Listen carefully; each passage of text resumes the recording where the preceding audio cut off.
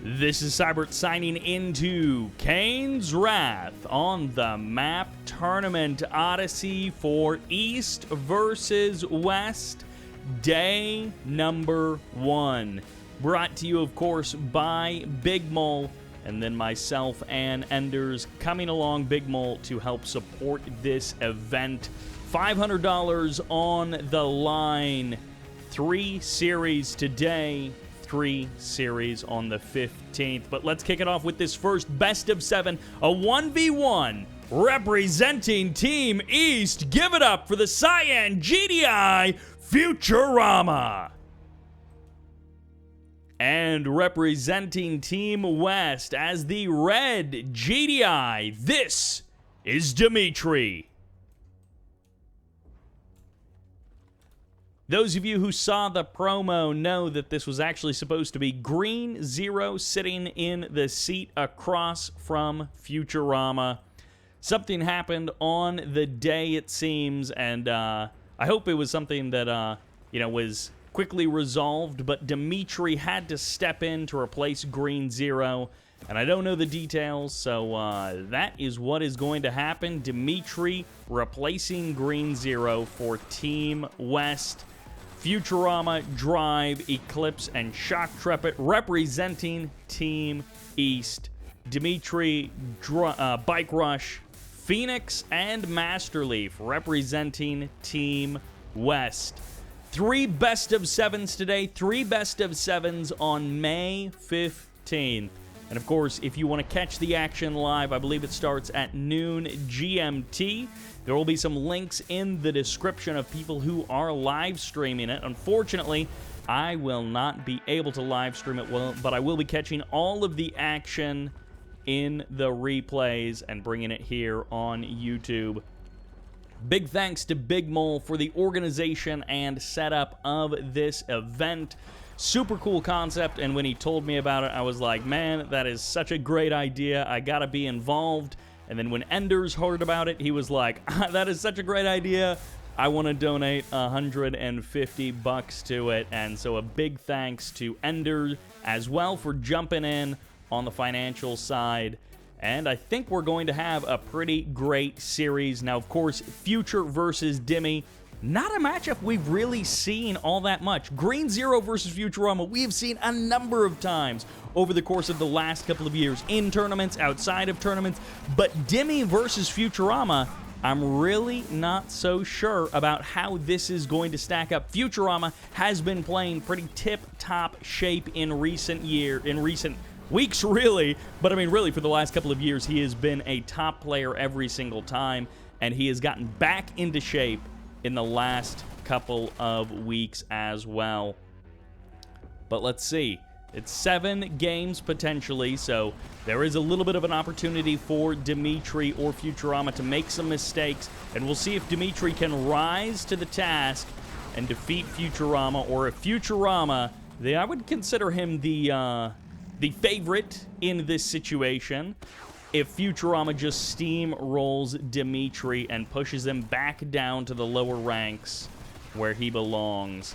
Lots of pitbulls coming right out of here. It's a GDI mirror, and both of them opening with some pretty economic focus and then transitioning into just mass pitbull spam. It looks like it was a refinery into... Oh, is this still single war factory? It is single war factory, at least. On the Futurama side, it was single refinery at the natural expansion into a double war factory for Dimitri. And we did see the barracks get plopped down by Futurama at his natural. He's been going for at least a couple of rocket squads, going to be cleaning up that rifleman, and then going possibly for the expansion point based on the angle of the engineering. He's actually going double engineer. So the expansion point, and it looks like he's going to grab the tower as well. Dimitri got a couple of pitbulls on the north side of that ramp. He pulled them back just before that. And I thought he was about to head down and go for a big attack, but he pulls back. He puts on the brakes. Command post into the airfield. So that's going to be the follow-up for Dimitri. Command post is here as well for Futurama. But I think he's prioritizing that third base a little bit more than he is prioritizing that airfield. And yet he's going to go for the expansion point, and we'll see if he has a refinery queued up behind this or not. First hammerhead is out. No AP ammo just yet for Dimmy, but he's going for a classic APC Pred Tank Hammerhead combo, it looks like. Some players love to keep that straight to tier 3, actually, for Futurama. So he skips on the refinery first. At the third, he skips on the airfield as well, and he's going to get probably both of those things a little bit later. For now, it seems like the Hammerheads are here to support the army. They're not split off as a separate attacking force, but on the minimap, those are Pitbulls moving into the main base of Futurama. So a little bit of pressure at the third, but this is partially a distraction to go for these harvesters. 4 of them here still harvesting, and actually a fresh MCV that just spawned in as well. Sonic Emitter gets deployed, and this is a scout on the Marv also. Dimitri only gets 1 harvester, but he only trades 1 Pitbull for it. And it looks like he may actually be going around for the secondary ramp down into the natural expansion. Futurama is getting ready to power up for a big Marv Sonic Emitter push, it looks like. Wait, where did that MCV go? And that MCV is all the way up on the ramp, just absolutely going for it.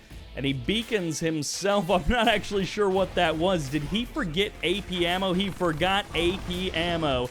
And it looks like, unfortunately for Dimitri, an upgrade that he should have had minutes ago, he is missing. His hammerheads aren't as good. His APCs aren't as good. It's going to be the Reclamator Hub on the low ground, the slower Tier 3, the less aggressive expansion. It looks like it's putting Dimitri at a bit of a disadvantage as we head into the late game. Fortunately for Dimitri, he has...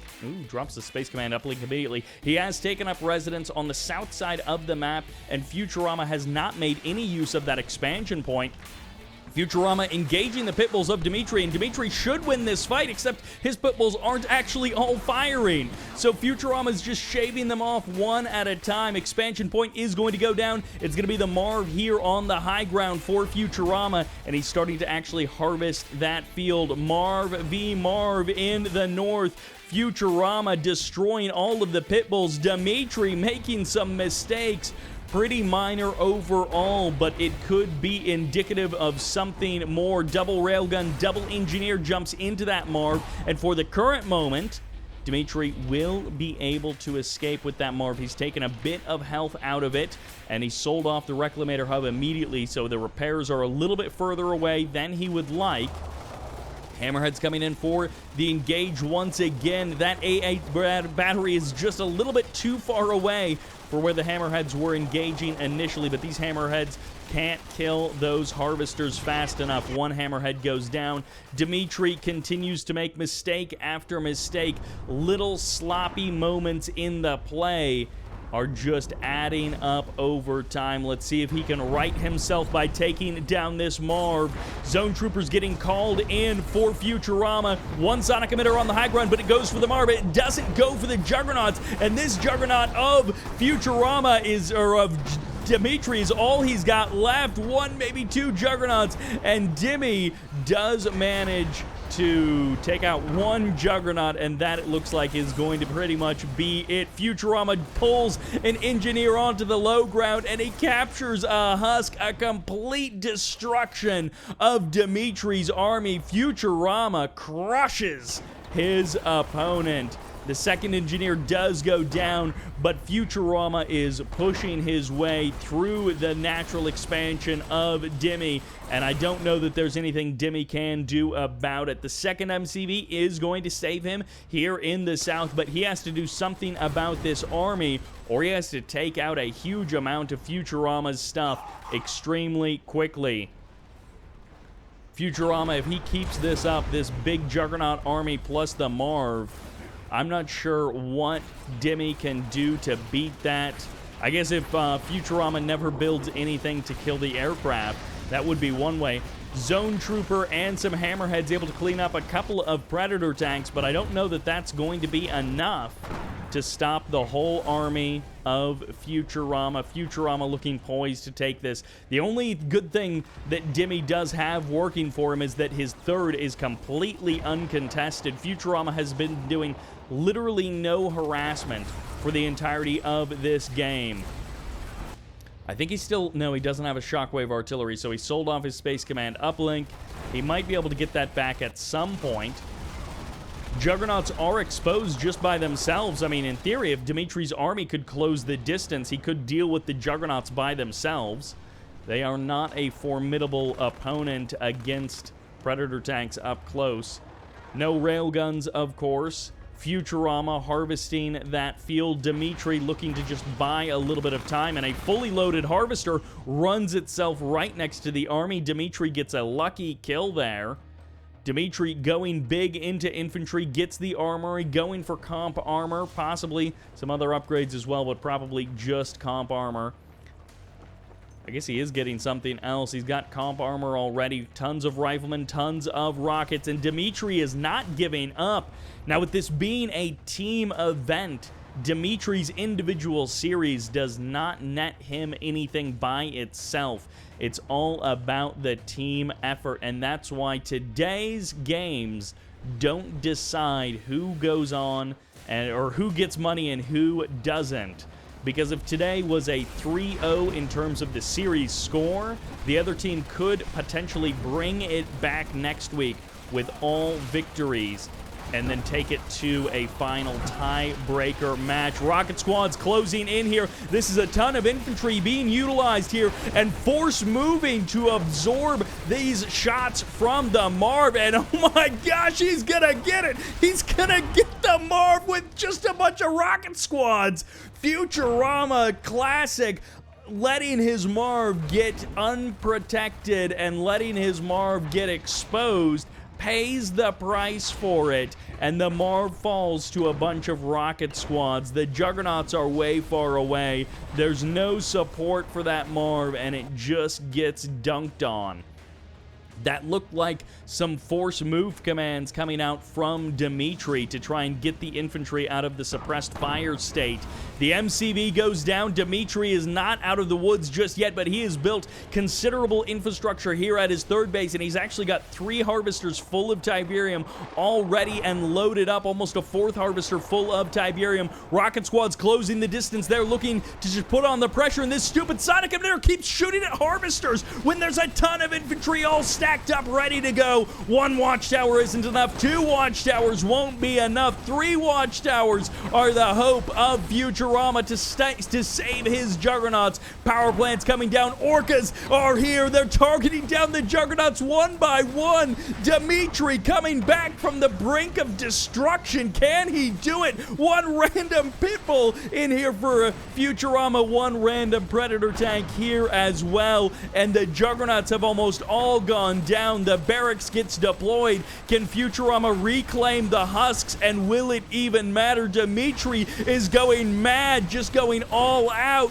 pedal to the metal, and he's crushed another Juggernaut. He's crushed pitbulls, and he just keeps killing these as they get captured. A fully heroic Rocket Squad launching into victory as Dimitri holds out against all hope. The Orcas come back, the snipes continue, the husks slowly disappear, and the last Juggernaut goes down. The last Sonic emitter gets eliminated, and the Rocket Squad still stands. 1 heroic rocket standing against Futurama, and Team West may have been able to pull something out here. Green Zero, who Dimitri is here to show that he deserves to be in this tournament. He deserves a spot on this lineup.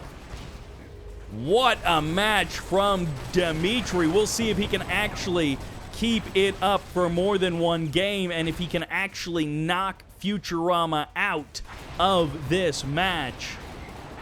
But he's got his chance. This is his moment to actually kill Futurama in this game. A little bit of infrastructure here from Futurama, and what an absolutely mess of a game this has been. Such a messy turn of events that this game has taken.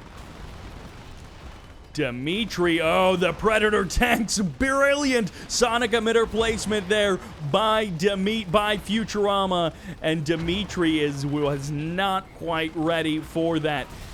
He may not get the MCV because of that. He's got 4 Predator tanks in the south. He does pull those back. The Orcas are here, extremely short time to reload. Not perfect control there by Dimitri. He does lose 1 Orca. Futurama selling off pretty much everything, trying to recoup some of the cost. Harvester comes in for the save of that Husk. The Juggernaut Husk so low on health. 1 single rifleman trying to come in, and he gets the cap. Dimitri gets the cap. The engineer manages to get the save of that Juggernaut, but it doesn't matter. The barracks goes down. The Husk is still there, and the sonic emitter turns its attention to the Harvester. That Husk won't be saved this time, I'm afraid. No, actually, the riflemen do go down. Futurama doesn't target it down with the sonic emitter, though. That sonic emitter is just on an auto attack path. The Tier 3, it looks like, got sold off or taken out. This Grenadier squad coming for those Predator tanks. And finally, that Juggernaut Husk does go down. The Orca's trying to find a target, but Futurama has done too good of a job of sewing up the holes in his defense. 1 Harvester going down, a 2nd Harvester getting targeted, and barely. The Orcas don't have enough rockets to make it happen. 1 Orca does manage to escape. 1 Harvester extremely low on health. Dimitri trying desperately to clean up the last of Futurama's infrastructure, and Futurama pushing through with mass riflemen. He is taking the meme as far as it will go. The APC's a little bit too quick to fall to such paltry units as riflemen, and unfortunately for Futurama, he's going to need a little bit more to punch through Dimitri's defense on the high ground. But he does have 1 hammerhead. Where did Futurama get 1 hammerhead from? And this guy has been hiding this hammerhead somewhere on this map. Another power plant goes down. The tib spikes here for both players feel like they have been absolutely crucial, and Futurama's perhaps greatest failing in this game is that Dimitri's Harvesters were never harassed. How many Harvesters has Dimitri had doing ineffective or inefficient routes for Tiberium? Dimitri has been all over this map collecting Tiberium, and none of it has ever been hindered by Futurama. Dimitri has, I don't know, 5, maybe 6 Harvesters just running around the map, and oftentimes they're long-distance harvesting. They're going from places that are less effective, less efficient. AA battery comes up. Hammerhead goes down. Dimitri just coming back from the brink, and Futurama, who looked like he had all of the options, made a critical mistake that many, many Kane's Wrath players have made. And it's that we all think our epic units are a little bit more epic than they actually are. They go off on their own, and they just don't have enough hit points to actually be able to survive. Double watchtower and a barracks and a war factory. Futurama, does he have enough cash in the coffers? He's got 3 Harvesters going full time on that field, so he's got a good amount of cash coming for the next minute or 2 that he can spend right here on this new front line, saving that MCV when it was that close to death. Maybe the thing that saves Futurama. It might actually be worth it for Dimitri to dive on that, but no, the engineer is coming in, and the engineer gets the heal back up to full health. Futurama is not giving up, and Dimitri gets a monster shot from that sonic emitter. The GG gets called. The splash is too much, and Futurama drops game number 1. I thought he was coming back himself, and what a game to kick off East versus West. A best of 7 on our hands, and before coming into this, I was a Dimitri doubter. I am not afraid to admit that. I thought Green 0 is an even match for Futurama. Dimitri is not. Well, consider my mind changed as we head into game number 2. Which takes us to Tournament Highlands. 2 maps that are very similar to each other in a number of ways. And on the right side, kicking it as the purple GDI, up 1-0 in this series and representing Team West, this is Dimitri. Meanwhile, on the left side as the cyan, yep, it's another mirror GDI, this is Futurama. Back into it on Highlands. So we go from Odyssey to Highlands, two maps that we have just been seeing a ton of over the last couple of years, and it's a GDI mirror. Now, of course, Futurama had a fantastic match versus Phoenix on this map, and I don't remember if that was a GDI mirror or if it was like GDI versus Steel Talons or Zocom or something. But I think it might have been another GDI mirror, and now we get to see Futurama, how he handles Dimitri on this map. No early exits from that last game, and oh boy, are we glad. Things were looking dicey for Dimitri, but his income never dropped too much. Even when he was long-distance mining, when it was a little bit inefficient in the paths, things were never too bad. He got that third base up and running, and he powered his way to the future and to victory. So far, things are shaping up pretty darn normally for this. Of course, with this map, and there's no flame tank rushes or anything like that, we're really looking towards the middle of the map. Who gets this field, who's actually able to utilize it? Oftentimes, it seems like we see someone go for the middle of the map super early, but then they just don't actually get any of the Tiberium from it. So they're spread out a little bit thinner. Their resources aren't quite used as effectively, and even though in theory they have control of the middle of the map, they don't really gain any advantage from it, and so the player who doesn't, quote-unquote, take the middle of the map ends up taking the game. But so many of the games do center around the middle one way or another.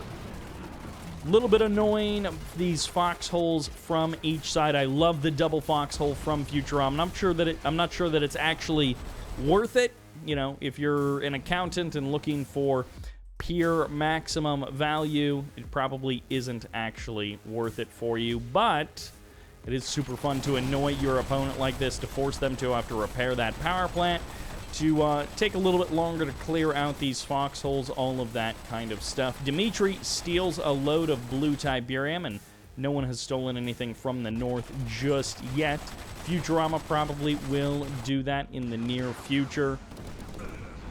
And of course, at this stage, there's so much green Tiberium, there really isn't much of an advantage to taking the blue Tiberium, other than it extends the life of your green Tiberium just a little bit, but there isn't really like a huge numbers advantage to getting the blue Tiberium that early on. Couple of pit bulls swinging through, getting pushed back. Dimitri is not letting his defense slouch here in game number 2. Power plant gets healed back up to full, and Futurama once again going for this barracks at the natural, although this time he did have double refinery to back up that barracks. So it's not quite as early of a barracks as it was in game 1. Slight differences between these players. Command post for each. There's the scan, and the airfield gets deployed in the north. Dimitri sees the scan from Futurama, and he deploys the airfield in the north. Oh, and perfect scan it looks like. Let's see. From Dimitri, he sees the airfield exactly. And look at that. How annoying for Futurama. He places it up there, he gets the bad scan, and his opponent gets the good scan. Futurama coming up a little bit short in the RNG department in this case.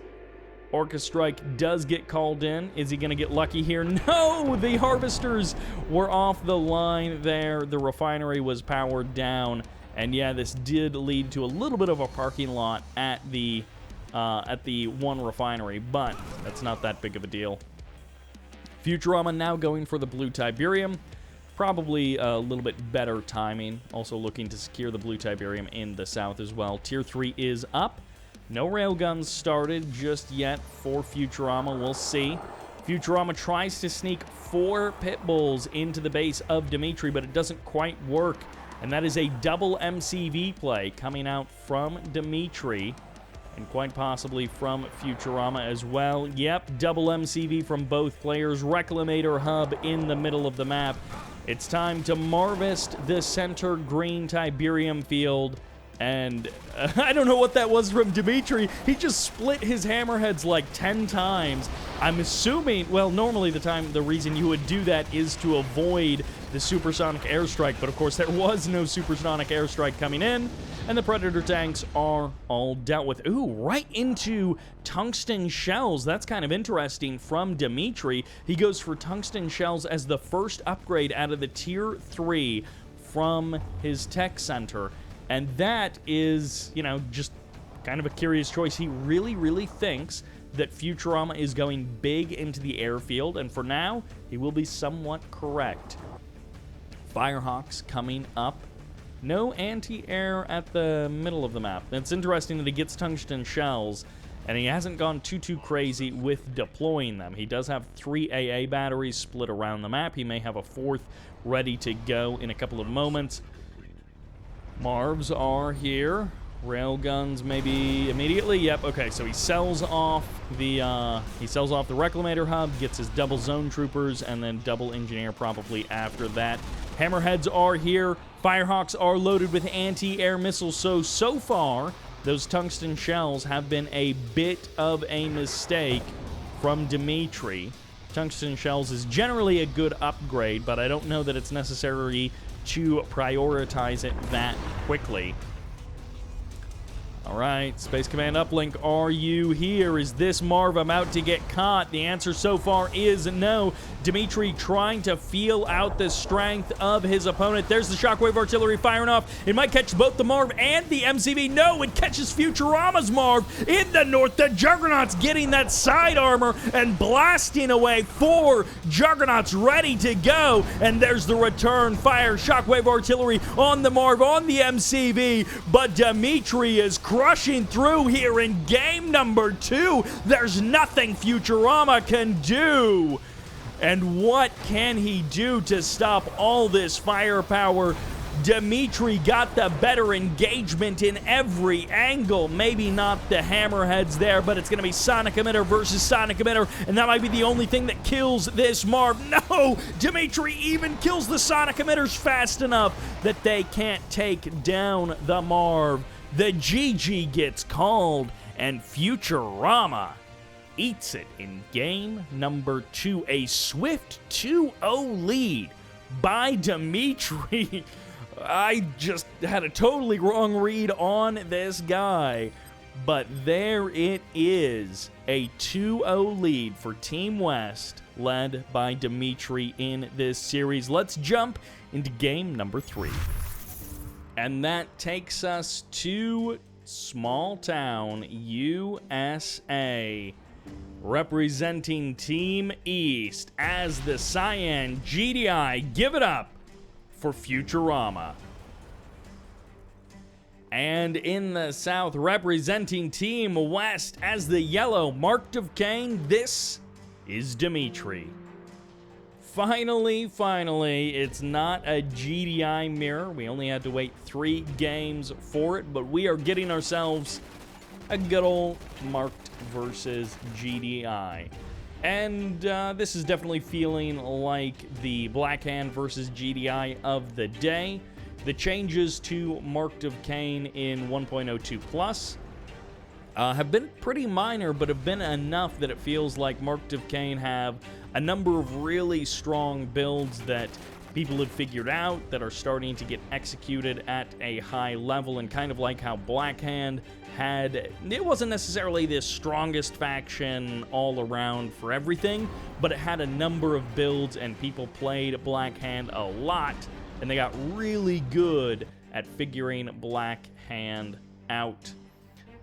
Harvester's out for Futurama. Nice spread of buildings for him. He's even got the one in the north.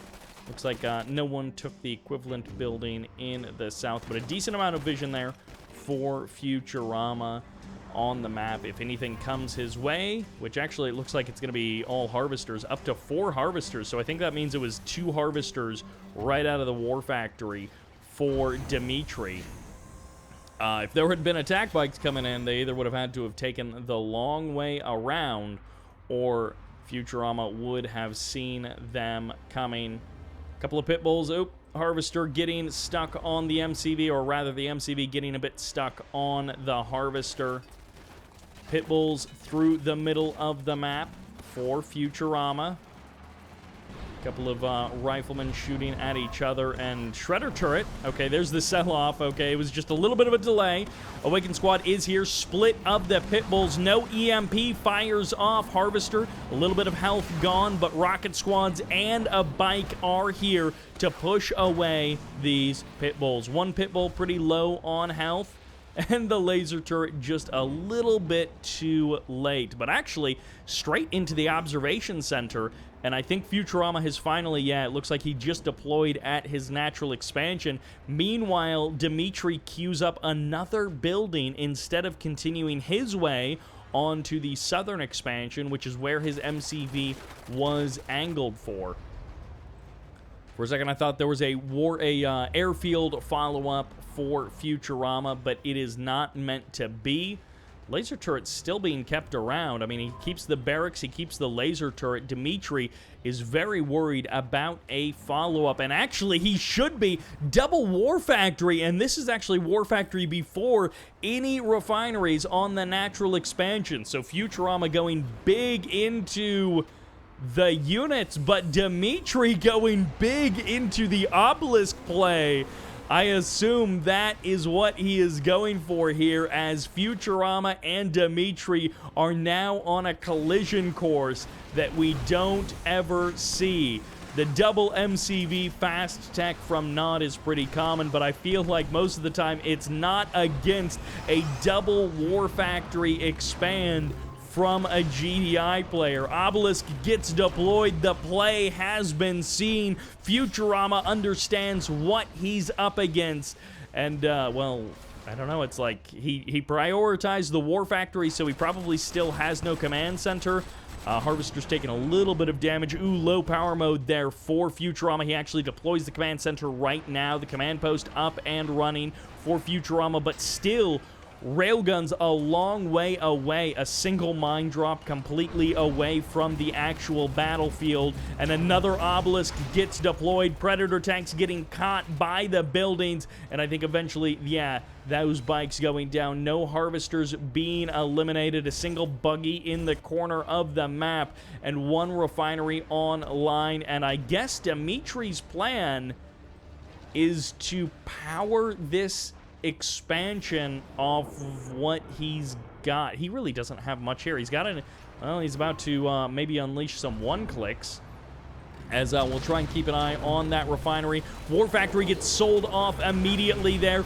Pit bulls do get caught by the EMP Predator tanks as well. And this obelisk, I think, is just going to get overwhelmed by the firepower here. The Avatar is here to try and save it, and long-distance harvesting may be his only option as Dimitri clicks the refinery of Futurama, but Dimitri has no refineries up for himself. He does get the Seed Tiberium, and that is going to give him a nice cash infusion to head into, I would say, the late game, but really it's just this obelisk play. Second War Factory comes up. Tier 3 is here. He's got the sonic emitters, which means Juggernauts should also be on the way for Futurama. The key to cracking this kind of aggression is those Juggernauts. Triple Avatar in support, so when the obelisk goes down, the lasers don't stop.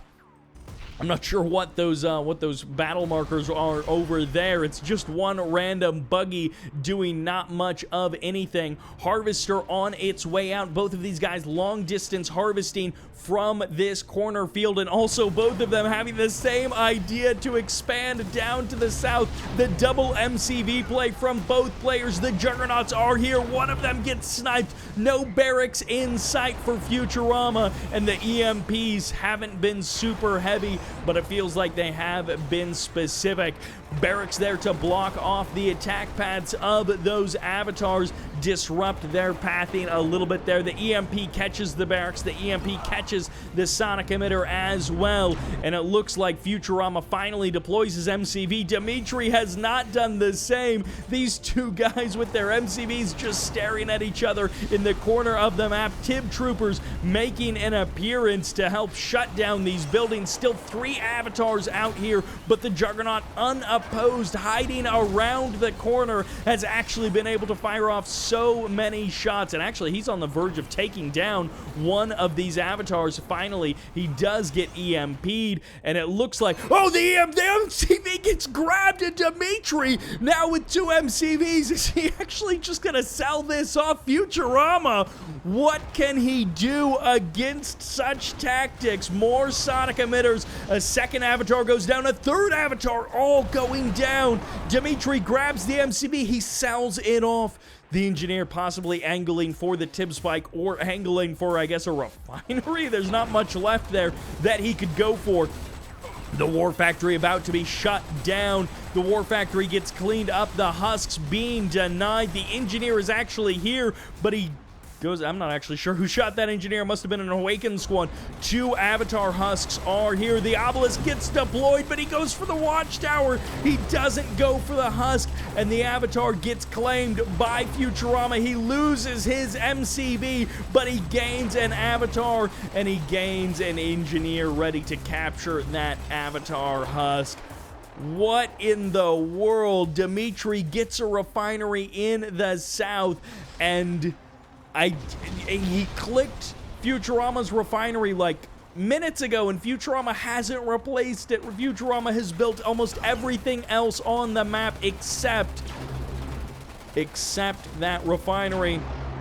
An acute move by Dimitri, or by Futurama. Wow, a single vet Juggernaut. This guy's been firing a lot of shots. A cute trick by Futurama. He blasted his own avatar, and then he recaptured the husk with the engineer to get it more health. But in the end, it did not matter. Dimitri got the kill on the avatar, but it did survive an extra blast from an obelisk. 2 sonic emitters and a Juggernaut here. No engineer to save this MCV, but honestly, I don't know if Dimitri needs it. He's the guy with the cash in his wallet. Finally, refinery, but no, Futurama has been defeated. The GG gets called, and Dimitri with the 3-0, bringing the pain and representing Team West. Dimitri bringing the score up to 3-0 on the verge of 4-0ing Futurama. Can he do it, or will Futurama fight back?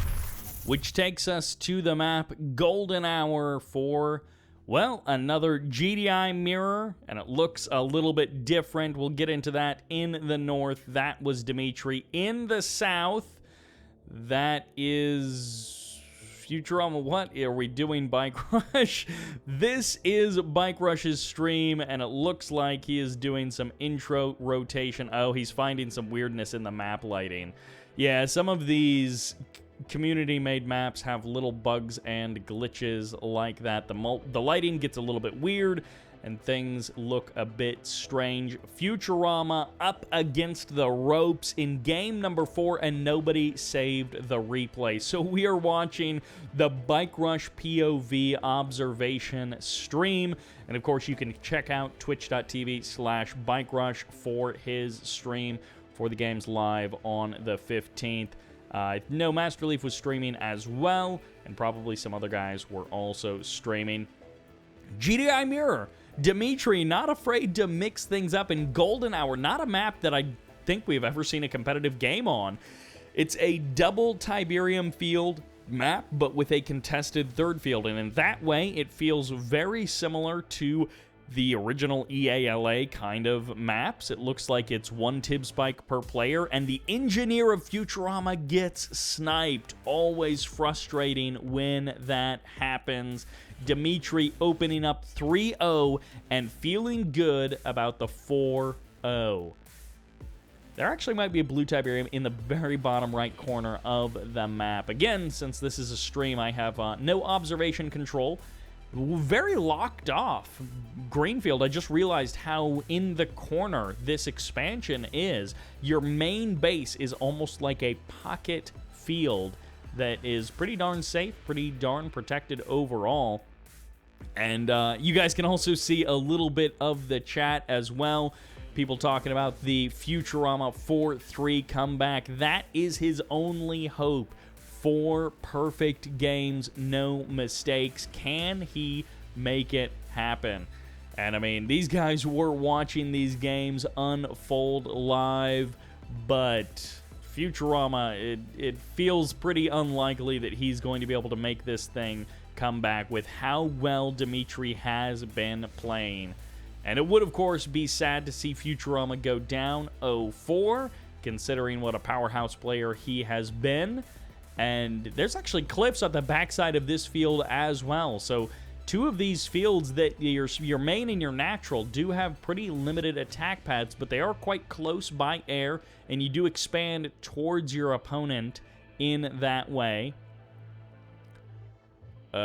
Wait, Futurama, is that MCV on the move again? I think he went double War Factory like he did in the last game, but now he's adding in an MCV push to follow it up. It's a refinery at the natural expansion. The War Factory is coming in for Dimitri, so he's not going double refinery, which would have been possibly just a build order win for Futurama.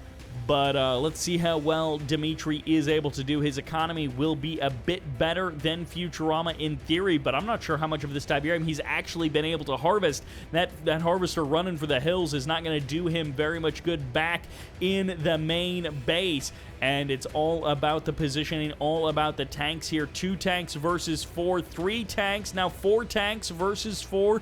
The repairs are faster for Dimitri, but the watchtowers are here for Futurama, and Futurama's tanks ready to go toe-to-toe, and now the reinforcements are right here for both players, immediately trying to target down the War Factory. Both guys targeting each other and trying to eliminate their production, and there's the barracks to block off those Predator tanks. Dimitri getting pressured, and this is a completely dead expansion. Futurama continuing to pump out more Predator tanks onto the front line. The first watchtower from Dimitri gets deployed, and in the main base of Futurama, a little bit of action going on, but not too much harassment, it seems.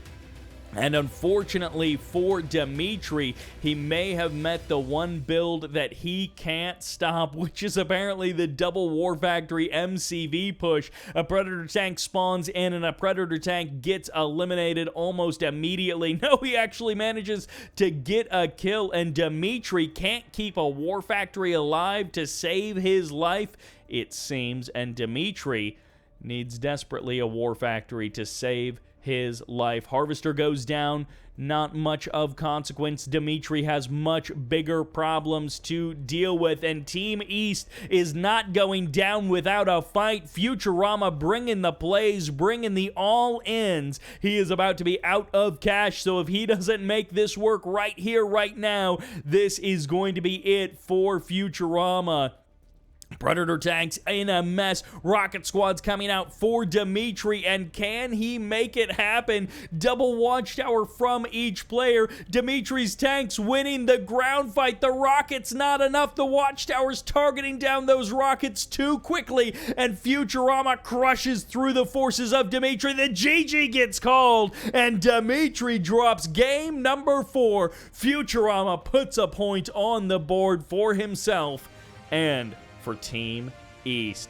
Finally did make it, and there we saw the replay did not get saved. That will do it for game number 4. Let's jump into game number 5, which takes us back to Tournament Crater, a map that has brought us many, many good games in the last couple of years. Pretty much always happy to see some Tournament Crater action. Glad to have the sound effects back as well. And in the north is the red GDI. This is Dimitri. And in the south, putting a point on the board finally, but it's not enough as the Psy and GDI. This is Futurama. Nobody wants to open up a show match tournament like this with an 0-4 score, and Futurama has guaranteed that that will not happen. Dimitri absolutely in the driver's seat game 1, 2, and 3. The double War Factory definitely getting him a little bit there. Odd placement of this War Factory, and unfortunately for Dimitri, he's going to have to live with that orientation. Probably was hoping it would be a bit more like Futurama's, facing into the green Tiberium field instead of off to the side. But, well, there's a War Factory, or a Harvester right out of the gate from Futurama. All right, Future, where are you going from here? Tib spikes getting grabbed. Nobody forgetting their engineers, which does happen every once in a while and is always very frustrating when you forget to send your engineer into the Tib spike. Are you going? I guess he is going blue Tiberium right away. That's kind of interesting that he is going super, super early to the blue Tiberium. Both players are, when there is not much to be grabbed, but you power down one of your refineries, you don't have to get that second power plant quite as quickly. And there's the second power plant getting added on for Futurama, and Dimitri doing the same thing as well. Dimitri getting points for style. Actually, hold on real quick. Ooh. EMP Control Center. That's one difference between these two guys. Futurama deploying his a little bit further away, but Dimitri getting style points for landing pretty darn close to the center of this little circle of trees, which kind of marks where the MCV, in theory, would go if we were all interested in perfect SimCity building of our bases. Blue Tiberium has been captured for both players, and the pit bull spam has commenced. Although only 4 pit bulls so far, a 5th one being added on there. We're not to super extreme pit bull numbers just yet. I love this from Dimitri. Always love it when you can annoy your opponent with something. Sometimes it's just that they have to click and repair a building every minute or so. But if they don't, eventually you will take down that Tib spike, and it gives you that bit of vision. Reminds you that, hey, maybe there's an opportunity to go attack that Tib spike in a minute or two. Super eco-heavy from Futurama. Lots of harvesters being deployed, and the same thing from Dimitri. Both of these guys are interested in maximizing their economy extremely quickly. No golden hour rushes, no double War Factory all in, although it is going to be refinery into War Factory for Futurama, as opposed to the double refinery at the natural expansion of Dimitri. But the drive time is long enough that even with the double refinery, Dimitri should be fine. I don't anticipate Futurama being able to win the game off of something like that slightly earlier second War Factory.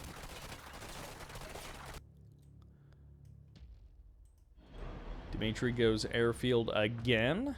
Command post. AP ammo not forgotten this time, like that game number 1. Second refinery up and running.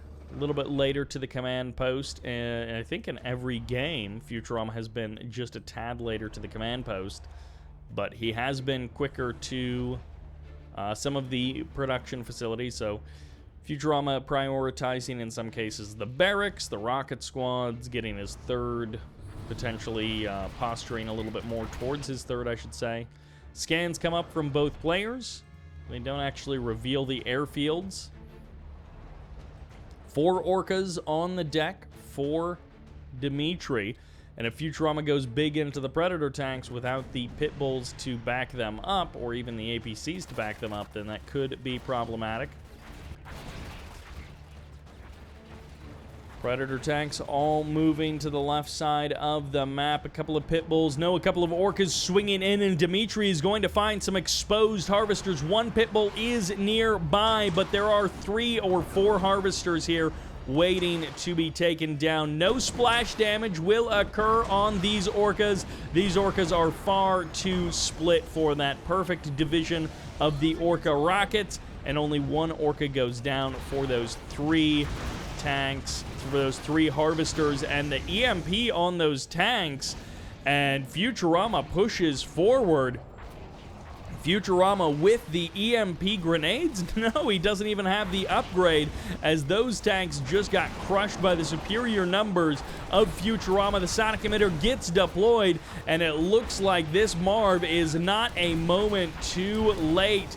Assuming he can finish. This Reclamator hub is under a lot of threat. Is he not going to get the Marv out? It's going to be this close to finishing, and it's not actually going to deploy. Oh, Dimitri, no! I thought he was going to get that out just barely in time, but it stalled out there at the last second. Orca strike coming in, and just a ton of aggression from Futurama. Dimitri went for the orcas, but it did not pay off. He needed to be striking down Predator tanks and not harvesters to stop this attack.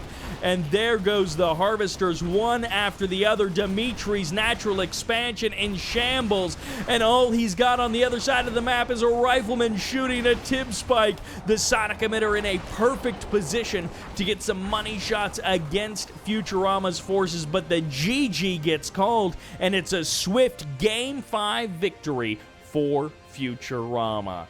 Dimitri falling apart 2 games in a row. Futurama swiftly evening up the score. We'll see in game number 6. Which takes us to Tiberium Rift, the slight mod of Tournament Rift, as the pink marked of Kane in the north. This is Dimitri. And in the south, playing the ever stalwart GDI, this is Futurama. Futurama up against the ropes, and he is absolutely rising to the occasion. I cannot believe how well Futurama is bouncing back in this series. He is not here to just lay about and let his teammates do all of the work. Both of these guys playing extremely well, fighting extremely hard in this series. And this is only Series 1 of East versus West. Only day number 1 of East versus West. We have got another day, another set of 3 best of 7s to check out. Now, there is each of the 2 days, 2 1v1s. I almost said 2 best of 1s, which would not be nearly as entertaining. 2 1v1s and a 2v2. So next week, we do get to see Dimitri and BikeRush teaming up together against Drive and Futurama in a 2v2. That'll be on May 15th. So set your calendars, tune in. Again, I think the games are starting at 12 GMT. But I'm not actually sure the schedule, if they're doing the 1v1s first or the 2v2s first or what it is. But you will get to see Eclipse and Phoenix. Actually, no. Masterleaf and Phoenix versus Eclipse and Shoktrepet, which is our 2v2 matchup from today in 1v1s. And I'm not actually sure who the 1v1s are set up as, but we shall see. Games are looking pretty similar to each other. Futurama going for the expansion. Dimitri going for the expansion. Well, this one foxhole is kind of being annoying. But I don't think it's annoying enough. Okay, here we go. Double War Factory coming out at the main base. Let's check how much vision. Okay, yeah, Futurama doesn't quite see that far, but if a flame tank would have popped out of that War Factory, Futurama would have known it. So that is a really great position on that foxhole from Futurama. Gives him good vision of the watchtower. And by watchtower, of course, I mean War Factory, not watchtower at all. The expansion is going to be a bit slower, but of course that double War Factory at the front. And actually, this has been completely scouted, so Futurama knows this. He sees the double War Factory. He kills a couple of the bikes as well. He gets the drop on that attack, and actually if Futurama can draw this out, that's all the better for him. Every moment more that he has to prepare for this attack is better for him.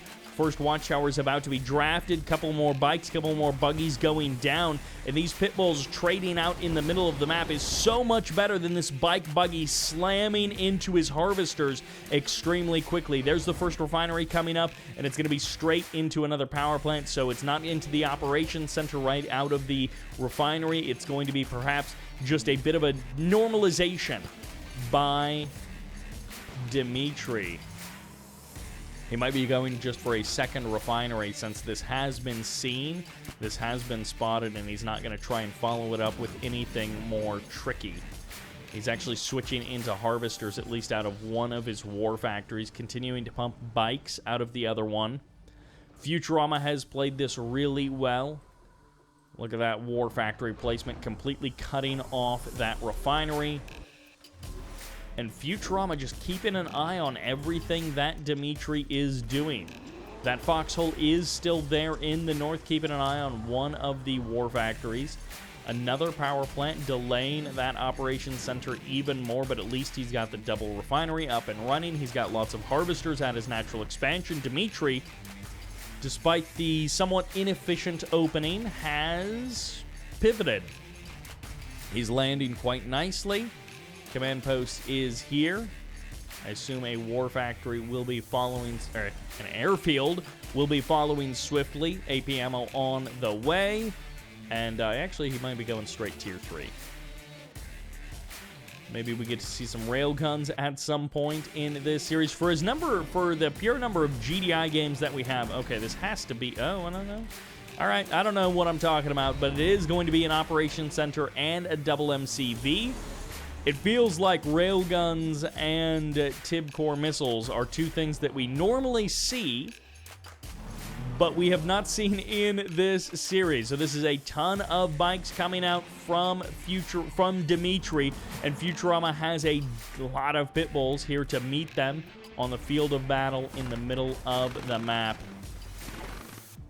APC gets the drop on that one random awakened squad. The EMPs are not going to be present in this army, but I love the duplicating of those units. The decoy army is going to absorb many shots from these pit bulls, and this is a full-out swarm from Dimitri going over the forces of Futurama and pushing those pit bulls back.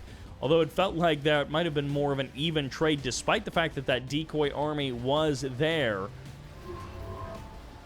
Tier 3 up and running. Supercharged particle beams could be the choice for Dimitri, or it could be TIB core, or it could be EMP coils. But the Reclamator hub is on the way, and actually this Marv may not get a chance to deploy to the front line. The laser fence a bit faster here from Futurama than it was from Dimitri there in that last game. Dimitri was slow on that laser fence, and that has made a huge difference to this Marv surviving, and that Marv will join us in this battle. Mortars firing off from those pit bulls, and both of these guys taking their third base, but it's going to be a Marv third base from Futurama. Zone Trooper comes on out immediately from the sold-off Reclamator hub. Where is the catalyst plant? Okay, here it is, ready to go. He hasn't clicked a refinery just yet, but I don't think Dimitri actually has vision on the refineries just yet. He would love to get an eye on this Marv to know exactly its position. He can guess what it's going to do. Where are those engineers going, buddy? Okay, they're packing into that Marv for now. EMP's ready to go. Double engineer waiting for this Redeemer.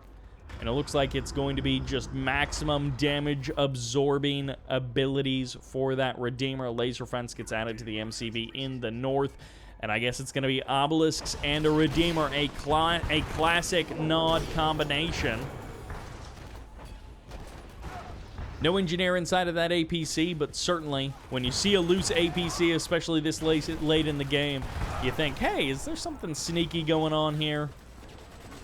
That watchtower is actually The engineers got duplicated as well in the decoy army. That's so weird. Eventually the Redeemer does go down. It takes a lot of shots from a watchtower to kill a decoy army Redeemer, apparently. I don't see a Space Command uplink. It may be tucked away somewhere, so no EMP just yet from Futurama. He's trying to draw this Marv forward, spreading his juggernauts out. Obelisk is here. Double Obelisk is here. Dimitri is going all out with the Obelisks once again. He's going for a repeat of Small Town USA. There's the Shockwave Artillery. Lands on that Redeemer. The Juggernauts are here. 2 Juggernauts and the Zone Troopers as well.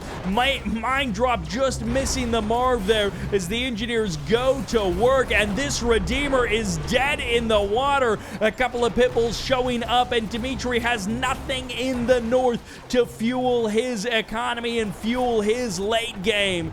Futurama crushes the forces of Dimitri on the front line in the south, and Tib Core missiles maybe too little too late for Dimitri. His Redeemer accomplishes nothing. Thousands of credits down the drain, and he has nothing to show for it. No expansion in the north, no power in the south.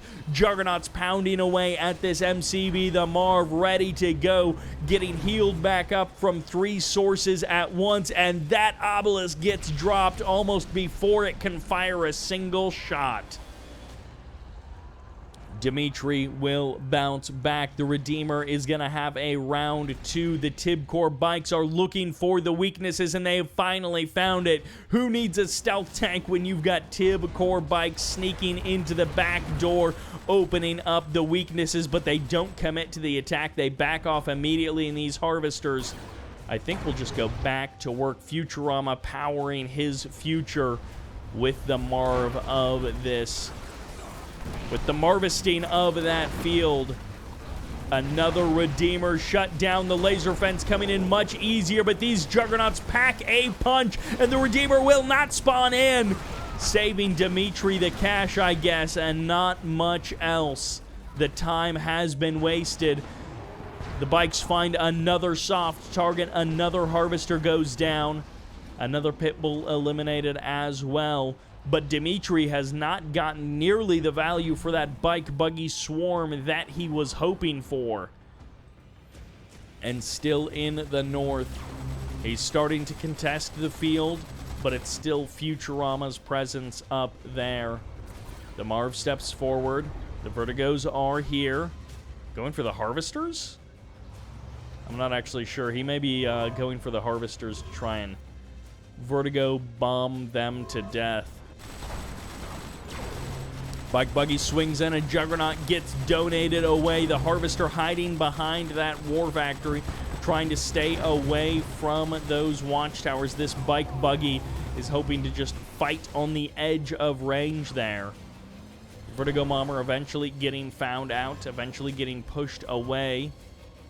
The Marv for Futurama has been healed up hugely, but he doesn't send it out completely alone. He instead reroutes it to the northern battlefield. Juggernauts closing in on these obelisks, and what is Dimitri's plan to follow up with this attack? He's going to swing around with 5 bikes, but the Pitbulls are here. They're ready to go. They're ready to fight. Obelisk shows up. Obelisk goes down. And 2 Juggernauts have been eliminated. Their husks lying on the ground. 2 more Harvesters going down. Dimitri finding the damage, but is it going to be enough to stop Futurama, who feels like he's found the way forward? He feels like he's found a path. Another 2 bikes go down. Dimitri's numbers getting thinner. His economy is not getting stronger as time goes on. The southern field belongs to Futurama. The northern field does not belong to Dimitri. And Dimitri calls the GG. Futurama with the 3-0 comeback to even the score. Are you kidding me? This guy fighting as hard as he can for Team East will take us to the ace match here in our first 1v1 of East versus West. Neck and neck on economy for most of the game, and then Futurama splits out ahead and outproduces and outperforms Dimitri. That is the Futurama I expected to see in this series, and it all comes down to game number 7. Where will it all be decided? This first series setting the tone for the show match tournament as a whole, and it's going to be Tournament Galaxy. Perhaps the worst map in the pool to finish us off in this series. The ace match, the final one for our first series. This is Futurama. Playing Cyan, playing GDI 7 games in a row. Meanwhile, in the South, returning to GDI, this is Dimitri. No rules on factions in this particular event. Dimitri and Futurama, well, they have both favored GDI overall. Dimitri departing from GDI, winning one, losing one, and then returning to GDI, and, well, now he's kind of on an even map score. So Dimitri performing extremely well, and after being up 3-0, dropping the next 3 games to some pretty impeccable Futurama play. Back and forth, these two guys have just been absolutely crushing it against each other. And it all comes down to one match on Tournament Galaxy. Now, fortunately, this is GDI, so those juggernauts do pound away at the stalematiness of this map.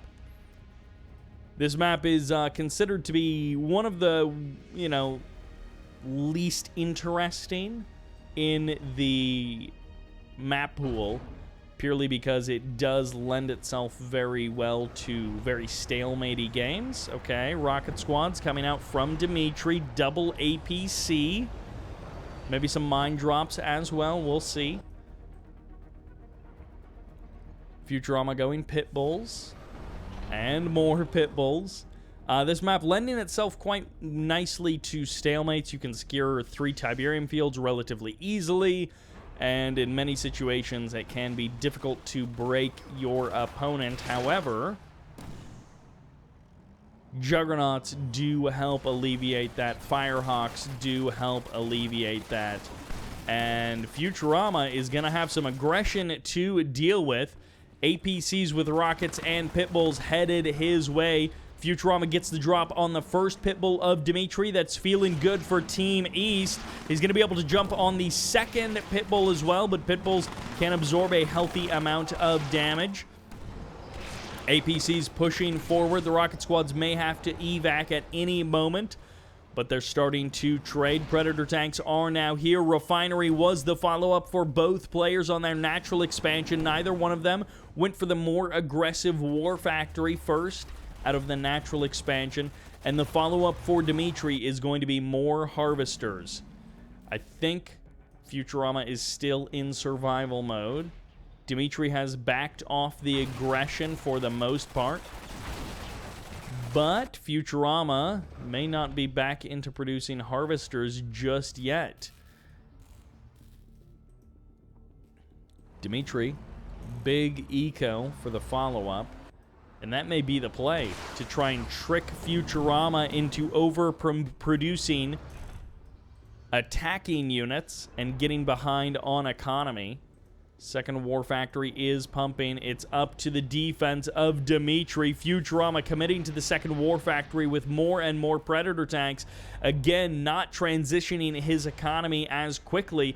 We'll see if Futurama is able to punch through or if Dimitri's defense is good enough. Predator tanks moving out to the middle of the map. Futurama, is he going to be going all out, all in, all the way? And Dimitri killing the Tib Spike in the north. Always love it when a player goes for the kill of the Tib Spike, but Dimitri backs off.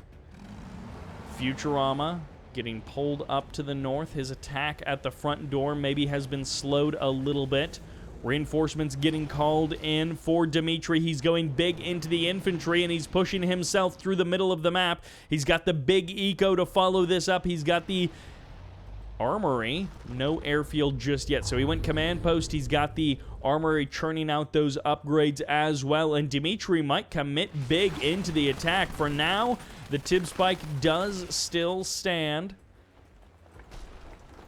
Is he going to try and split? It looks like Dimitri might be going north and south. That Tib Spike continuing to take more and more damage. It's about to fall. Dimitri will be the only one with a Tib Spike. And there we go. Futurama is going to have to defend in the south, but he may also have to defend in the north. He's got pit bulls pre-positioned for this force as it moves in to attack, but Dimitri pulls back in the south. He's bought himself enough time. He's bought himself enough time to get 2 airfields up, and he's pumping hammerheads. It's the big airfield transition, and this is all for show. This is all a contain. It's a double airfield on the other side of the map. These two guys reading each other like a book, it seems. But it's only for a handful of hammerheads from Futurama. And Dimitri sells off the refinery, but keeps the airfields for now.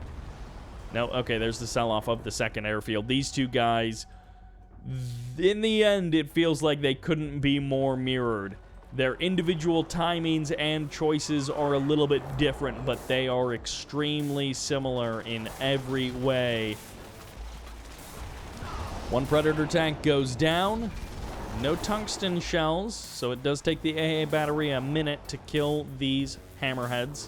It doesn't just blast right through them like it does with tungsten.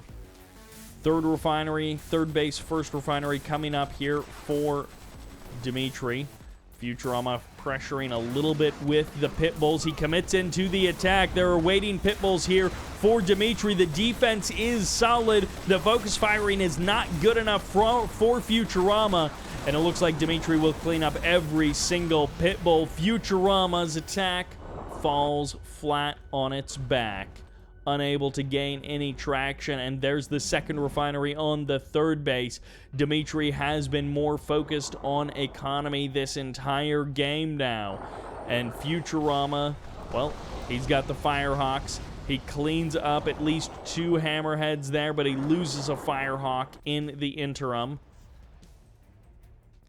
Dimitri, I assume, getting up his own Tier 3 at some point. Oh, it's the double MCV. We may be in for a sonic blasting good time between these two guys. I'm actually kind of surprised Futurama is not getting his own double MCV. Ooh, he's going to place that refinery there. Okay. So Futurama is running the calculus in his head, and he determines that it is better to get that refinery down sooner and not worry about ideal placement than it is to go for the better placement but delay it that much more. Orca Strike coming in, and the perfect hit there. Futurama making up for that miss earlier, the bad RNG of earlier, with the perfect hit. A little bit of splash on the refinery, but catches 2 harvesters as they are transitioning. Absolutely perfectly done there. And of course, there's no real way to know if it's going to line up. You just get lucky by the time the Orchids show up. And this MCV getting caught and killed. Railguns are the way to go, and Futurama is feeling ready to finish this series out in style. Railguns, APCs, hammerheads all coming together to cut down Dimitri's MCV. Dimitri has the third base. He's got the actual economy rolling in style and efficiency, but he also just wasted a ton of cash on that MCV play in the south. It got him absolutely nothing, but Futurama in true Tournament Galaxy style goes for a little bit of an attack, a little bit of a push out, and then backs off. Don't want to get too aggressive. Don't want to get caught out in the open. Reclamator hubs deployed for both sides. Those Marvs are on the way. It's going to be a Marv rockin', rollin' good time Christmas, New Year's Eve for these guys. And, hey, it's May now, but it may be Christmas before they finally decide to engage. And this is sort of what Tournament Galaxy turns into. So if this is your first time seeing the map, well, it's just one of those maps. There's tons of good maps, tons of cool setups and interesting ideas, and then there's Tournament Galaxy. And to be fair, we have seen some pretty epic games on Tournament Galaxy over the years. But it's also Tournament Galaxy. Pitbull's going down there. Futurama may eventually clean up this tib spike, or maybe he's hoping to take it for himself. 2 Marvs out on the field. I would have swore that Futurama started his Marv earlier, but I guess not. Oh! Well, bye-bye. Both tib spikes have been eliminated. Going forward, neither player will have a tib spike advantage. Double railgun, double engineer, yep, for both players. Things are looking pretty darn similar. Firehawks performing a flyover. And, well, Dimitri's Marv moves ahead without the rest of his forces. He's got the Juggernauts nearby. Hopefully that engineer doesn't get sniped. Nope, no snipers nearby for... engineer, please. Please. Okay, he finally gets inside of the Marv. Finally. And actually just before a rifleman shows up to snipe that engineer, so that could have been pretty annoying for Dimitri. Harvester was harmed here in the middle of the map. Third field's almost gone. These two guys are going to have to rely on the paltry scraps of what they can find. Pretty much a complete whiff there. Sniper teams being mixed in for Futurama. And both players just like, I don't know what to do. Like, we're just here staring at each other. I don't want to engage your army. You don't want to engage my army. Dimitri is hoping that he can win by taking control of the blue Tiberium in the middle of the map. And who knows, that may actually work. He may be able to just outproduce his opponent. For those of you who want to see the mammoth tanks here, they finally are. No, we don't see them very often. They're generally considered less efficient, but when you're going for a big late game army like this, they can definitely fill a role.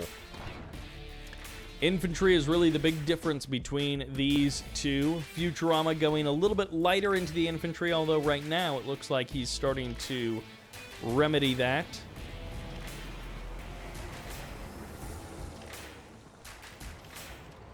Dimitri and Futurama in game number 7.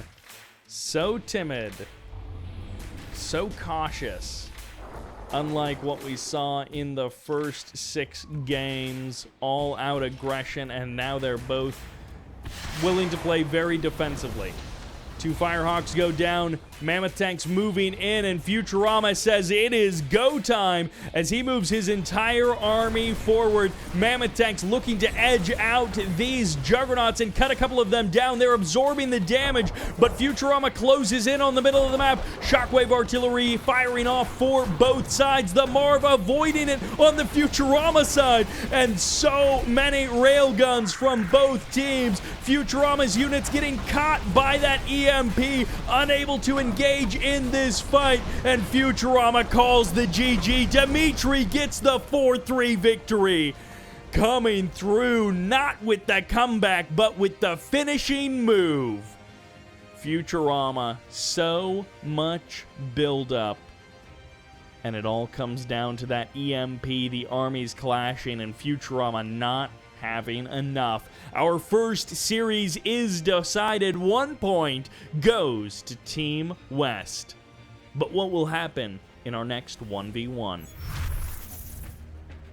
Which takes us back to Tournament Odyssey for game number 1 of our second best of 7. In the north, representing Team East, this is Drive. Looking to follow in Futurama's footsteps, but hopefully with different results. And representing Team West, this is BikeRushOwnz.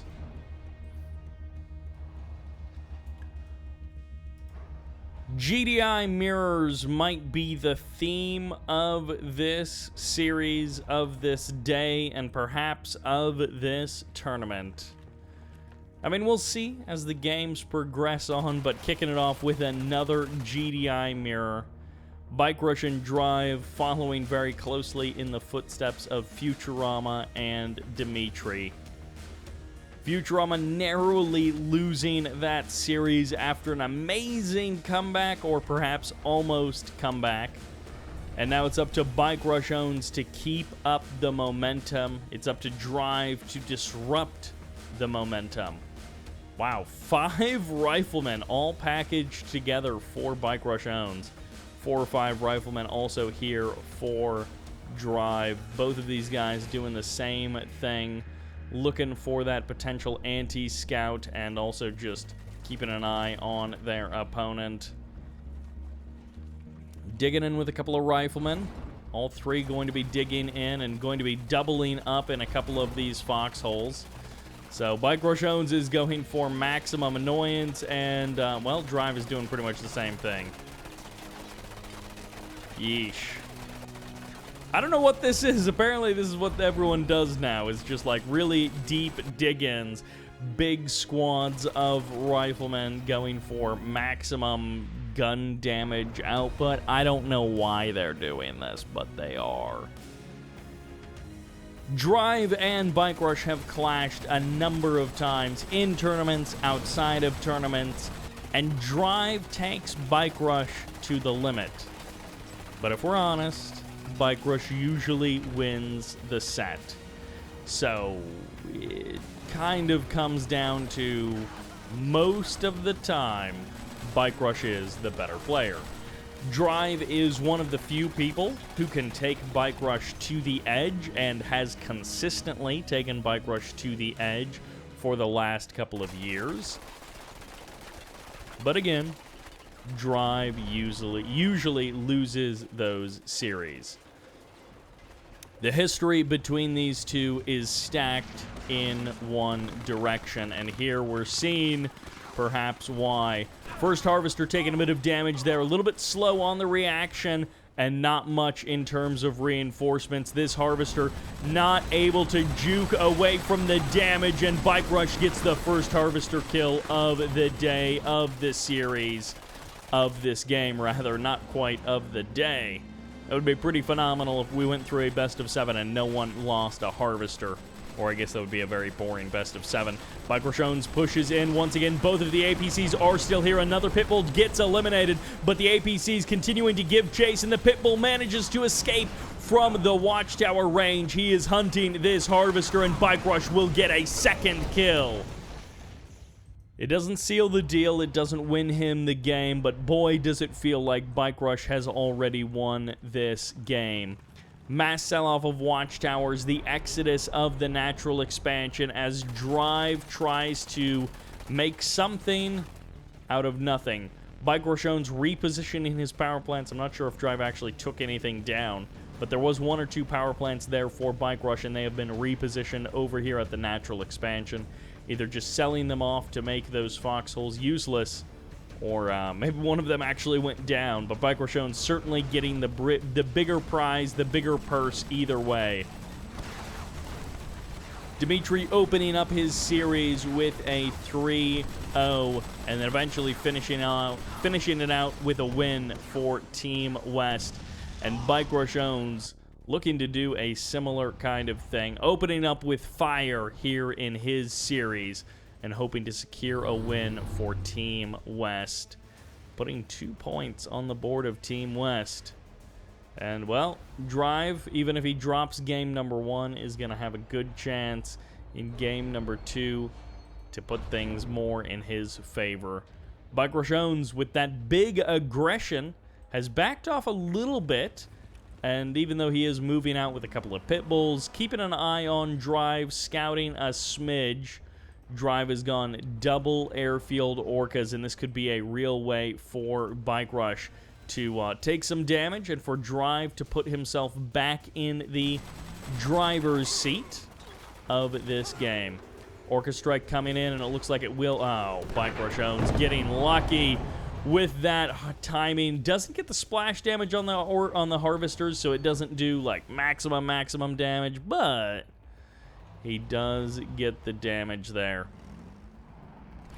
And Orcas coming in. Orcas galore from Drive. A couple of Pitbulls here as well. One Firehawk ready and waiting, and it is going to be a Harvester feast for Drive, but so many Orcas going down. Only 3 Harvesters eliminated, and the Orca Strike helping out a bit. Drive, that felt extremely ineffective. Drive having some real trouble here in game number 1. He's still got his natural expansion powering well, but those Firehawks from Bike Rush preloaded, ready and waiting. Well, BikeRushOwnz sort of saw the future in that one. The last Orca goes down. Number 8 hits the ground, and BikeRushOwnz sees the double MCV play. He knows what is coming his way. Marv assembly.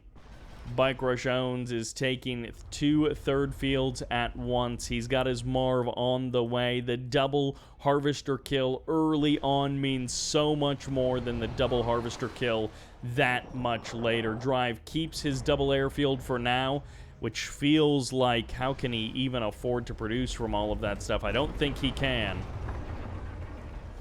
Double Zone Trooper, double Engineer. Beacon getting deployed by Drive. It looks like, unfortunately, his Harvesters may have been a little bit bugged there. As you can see, these guys are quite the parking lot between them. Another fantastic Orca Strike. BikeRushOwnz getting pretty lucky with the placement of those Harvesters, but with how bugged those Harvesters have been, Drive maybe didn't have much choice in that case, and BikeRushOwnz got lucky as a chance of that. Great hammerhead use there by Drive. Cuts off the infantry reinforcements of BikeRushOwnz. Drive going to be taking the southern field. It worked for Dimitri. Maybe it can work now for Drive in the reverse move. Futurama was looking fine in game number 1, but Dimitri pulled out the win. BikeRushOwnz is looking fine in game number 1, and it's up to Drive to pull out the win. Hammerhead strikes being reversed, as now the Marv is going to pop out, and Bike Rush's Hammerhead is here to see it. Fires off a little bit of a shot there, but not enough to change the way of things. Well, maybe one of these guys can go for a big infantry swarm and use that as their propeller to launch into the Marv killing move. Ooh, Harvester gets sniped there, and actually a Rifleman was the one to get the kill. Marvesting the field, that is the way to head forward for Drive. Catches the Harvesters there, it looks like. Good amount of damage. Perhaps Drive getting a little bit lucky as well. Juggernauts on the follow-up for Bike Rush. The MCV is on the move, and it's Juggernaut v Juggernaut Orcas. The transition from BikeRushOwnz from Firehawks to Orcas. He's going for the snipe on the Jugs. He's going to get 1. He's maybe going to get 2 as well. Down on low health, but Firehawk v Firehawk, and BikeRushOwnz shows up with another Orca, strikes down the Juggernaut, and then moves on to the Sonic emitters. The MCV of Drive is under threat. BikeRushOwnz is closing in, but Drive is not giving ground. Harvesting from this third, and BikeRushOwnz is going to try and harass with Sonic emitters in the south. The Marv of Drive closes in on the main of Bike Rush, and it looks like it's going to be an MCV for an MCV, but the Juggernaut follow-up for BikeRushOwnz is so much more powerful than a Marv alone from Drive. It's going to take Drive a lot longer to chew through that infrastructure and to cut down Bike Rush than it is for Bike Rush to blast his way through Drive's base. Low on power, Drive is reeling to come up with better alternatives for his current game. The Harvesters are going to run for the hills. They are going to be able to escape. And Drive is going to... Oh, BikeRushOwnz coming in with a whole bunch of infantry. No EMP grenades, though, so this Marv can move freely. Orca's coming in. Zone Troopers going for the surround. And this is a ton of DPS, but will it be enough? Drive, no support for his Marv. And the Zone Troopers leapfrogging their way forward. A Hammerhead showing up for that consistent damage. And the Orca's refueling. Drive has nothing to save it. The Marv goes down, and Drive's hope gets a little bit thinner. The Sonic Emitter has not been stopped. BikeRushOwnz is going to be harassing Drive's harvesters till the day he dies. Drive moving forward, hoping to catch BikeRush unawares and unprepared. Riflemen as the reinforcements, a sad day for anyone. Reinforcements getting called in by Drive. BikeRushOwnz is ready. Big squad of rockets is here for Drive. He's going to be able to put out good damage on the Marv, but it's not enough. This is only step one. He needs more than this, and keep in mind those Sonic Emitters in the south continuing to blast away at Drive's forces. Who's the guy with the EMP? It's BikeRush as he comes forward. Orca's at the ready. Marv absorbing the damage. The rocket's useless to kill everything. Unable to eliminate all of BikeRush's forces. Juggernaut's pounding away at the small infantry army, and the GG gets called. BikeRush keeps his pedal to the metal, keeps gassing it until he runs over Drive in game number 1. The typical, the expected end, and BikeRushOwnz will give not an inch to Drive. It's up to Drive to take it. We've seen him do it in the past, but the past is not today. Can Drive bring it together in game number 2? Which takes us to Tournament LA. The good brother watching over us from Los Angeles in the north as the yellow GDI. Give it up for Team East. Give it up for Drive. And representing Team West, but also up 1-0 in this series, playing orange, this is BikeRushOwnz. The canonical GDI color, but we always hate mirror matchups where the two colors are so similar. Yellow versus orange, GDI mirrors, truly ruling the day. Hopefully the 2v2 will mix things up. I guess it would be kind of interesting to see one game as a 4-way GDI mirror, but not more than one game. I wouldn't want to see more than one 4-way GDI mirror. Futurama found some success in that first series with a double War Factory all-in. I don't know that Tournament LA would be a great map for that, but Drive going for... Ooh, by the way, EMP Control Center captured right off the gate, right away for BikeRushOwnz. This rifleman squad hunting through the map doesn't find the engineer. It's long gone by that point. It perhaps might be up to Drive to be the one to throw BikeRush off his rhythm. Hopefully Drive has prepared something a little bit more specific than, I don't know, I'm going to build some pit bulls, and then I'm going to tech up, and then I'm going to go for some late game GDI goodness. Traditionally, that has not worked as a strategy to beat BikeRush. Barracks gets deployed by Bike, and, well, both of these guys taking a nice, easy, natural expansion. BikeRushOwnz harvesting the blue a little bit. Might almost be more just to, or actually Drive harvesting the blue, might actually be more to deny it from his opponent than because he necessarily thinks it's the best move. Couple of pit bulls from Drive. Yellow pit bulls versus orange pit bulls. Who wins? Well, in this case, it would be the yellow, except they're attacking harvesters. So BikeRush will get a couple of strikes against his opponent's pit bulls. The Harvester running for the hills. BikeRushOwnz doing a great job of juking, but Drive doing a great job of chasing, and just barely Drive will not have enough firepower to cut through that Harvester. He trades out a couple of pit bulls, and he'll trade out one more if BikeRush gives chase.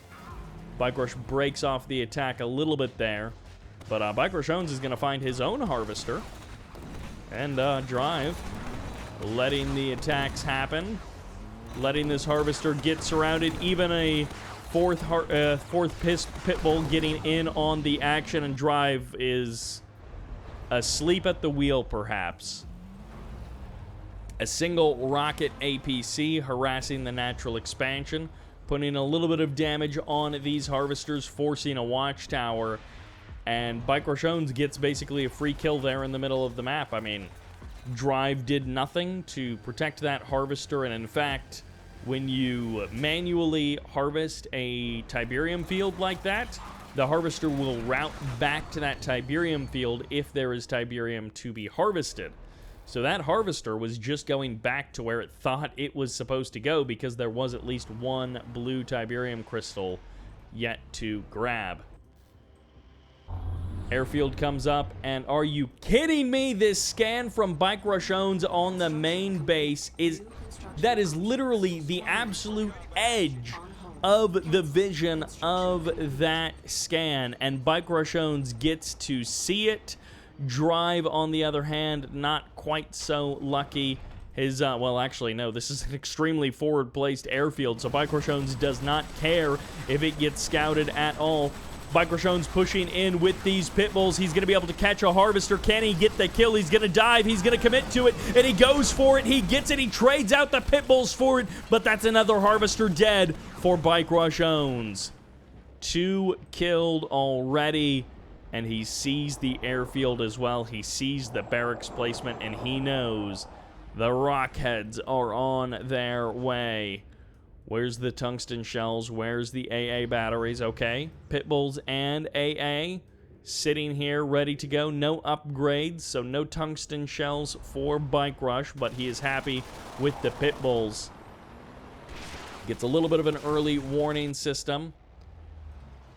Orca Strike coming in, I think, and oh no, striking over at the main base.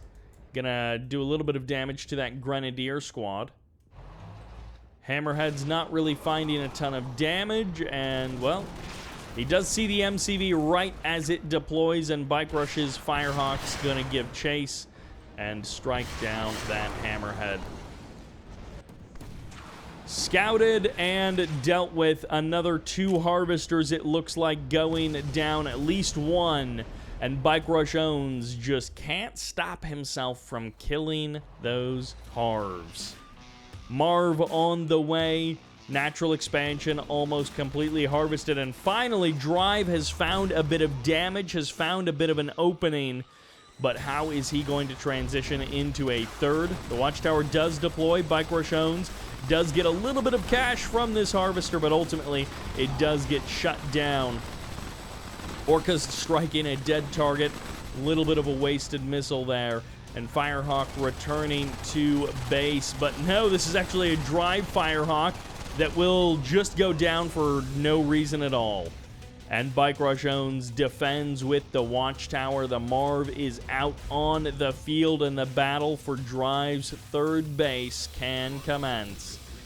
The EMP waiting behind the scenes. Drive ready to go, and he himself is going to take BikeRush's third. The fight for the third will not be the same at third. And actually, Drive, what are you doing with this sneaky engineer, man? He might actually steal the EMP out away from BikeRush, which would be pretty darn funny. BikeRushOwnz waiting all this time, and he is not going to get to use that EMP because Drive is going to steal it away from him. All right, we'll check back in a moment as these rocket squads deal with the pit bulls. Another Orca Strike coming in, and Drive trying to auto-manage that, sends it away. Are you kidding me? Drive, just capture the stupid EMP control center. He's going to have to run for the hills. He's going to have to go to the far side, and he will get the capture unless he manages to force fire through. No, he does not. The EMP control center goes to Drive. Finally, a couple of things going Drive's way, but it seems like every single time something goes Drive's way, something bigger goes BikeRush's way. He catches the Firehawk, he gets the kill, his Marv is closing in, Drive marvesting his own field, packs up his MCV, deploys a War Factory, and heads for the natural of BikeRushOwnz. This might be a do-si-do, where they just change positions and swap bases. Now, the difference between BikeRush and Drive is BikeRush has a third base. One refinery with harvesters is at least something. BikeRushOwnz has harvested the entirety of his natural expansion. Meanwhile, Drive is still leaving perhaps $10,000 on the table, unharvested there on the ground. BikeRushOwnz is ready to fight. Drive closes in on the natural, but it looks like it's already been sacked. It's already been sold off. Drive is trying to buy as much time as he can. What ground army does he have to contest with a Marv? Only the stuff in the south, and BikeRushOwnz has no reinforcements back at home to stop the Marv, but he does sell off the MCV and go for an engineer. Calls in the Ox transport, and he is ready to fly away. Fortunately for this Ox, there is nothing that shoots up here from Drive. A couple of rockets do escape the wrath of BikeRush's Marv, and that Ox transport is still just waiting there above that Marv. Eventually, BikeRushOwnz does drive away. He reclaimed that EMP control center in the south. And he's not looking for anything of value of Drives, it seems. BikeRush unpacks his MCV at the third that Drive was looking to take, and BikeRushOwnz continues to charge his way through Drive's main base, now being forced to sell off his main. And BikeRushOwnz hovering over that second EMP control center. Juggernauts of Drive still face no opposition at all from BikeRushOwnz, and again, BikeRushOwnz now with two refineries on that third field. He has choked Drive out. Drive realizing too late that he needed to get something up and running, that he needed something to power his late game. Drive made the mistake, and he will pay for it with the longer drive time and with the more open harassment from BikeRushOwnz. But eventually, Drive will shut down those sonic emitters, and BikeRush's Marv is far away, but Drive is taking the damage. The shockwave artillery isn't even needed, as there goes the Marv. The Juggernaut's pounding from a distance, and BikeRushOwnz finds the kill, his own Marv safely in the north. He's closing in on the field. Drive has claimed much of this Tiberium. He has found something of value here. BikeRushOwnz has an MCV, has a couple of defenses, but really, it's this field over here that is powering BikeRushOwnz into the late game. BikeRushOwnz can harvest a bit of this field. He will deny it from Drive. No more free harvesting for you. The sonic emitter doing damage to these harvesters, and now the Marv is here to finish it off. There's so many Juggernauts here from Drive, but no, there's only two. Where are the rest of the Juggernauts from Drive? I'm not sure where they went. He's only got two left, and BikeRushOwnz has a Marv. It's going to be the war of the infantry. Watchtowers on the BikeRush side. Drive with harvesters being sacrificed one after the other. His income has been denied. The GG gets called, and Drive falls to pieces in game number 2. BikeRushOwnz with the third base and no follow-up for Drive. The economy's almost exactly equal, and then they diverge, and BikeRushOwnz keeps growing, keeps powering up, keeps getting bigger. And game number 2 is a solid win for BikeRush. Drive, the window is closing, and his comeback needs to start in game number 3. And that takes us to Tournament Highlands for game number 3. Once again, The replay was not saved, so we do get to see Masterleaf's beautiful face there in the bottom part of the screen. You can check out his Twitch stream for the live coverage, hopefully, of the 15th, the day 2 of games. On the right side, as the yellow nod, that is Drive. And on the left side, in the middle of the map, is the Tiberium crevice, the Tiberium crack in the middle, and on the left side of the map as the purple GDI, it's BikeRushOwnz. So Nod versus GDI, a couple of GDI mirrors, and then Drive mixes it up by going Nod. Doesn't go marked of Kane, nothing like that, just goes straight for Nod. And well, let's see if he can find a little bit more success. A lot of people do consider Tournament Highlands to be a Nod-favored map. Pretty big, pretty open. The bike buggy has lots of maneuverability, but of course, just because some people consider it to be a Nod-favored map doesn't mean that this is like a build order win for Drive or anything. Although it is, okay, double War Factory, it looks like it's going to be an all-in from Drive, and BikeRushOwnz, I think, has a scouting rifleman going through that Tiberium field, so he sees everything, he knows exactly what is up, and this is as all-in, well, there is technically a transition out of this, but this is probably as all-in as it gets.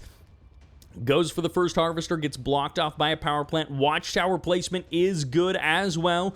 BikeRushOwnz did not see this early enough that he canceled his second refinery, so he does have 3 harvesters. He could sell off one of the refineries if he wanted to get absolute maximum contact for this and get absolute maximum cash back for this.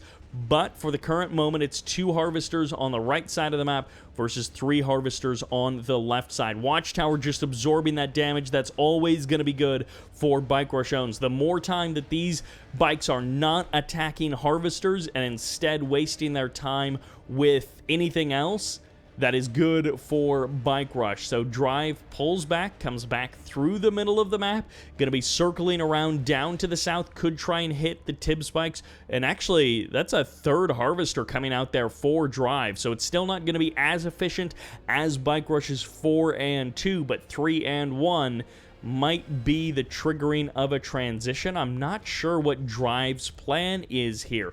BikeRushOwnz going to pack up, going to head for a natural expansion, and Drive may just take the consolation prize of killing the Tiberium spikes, which would be pretty bad going for this kind of an opening, for this kind of a build.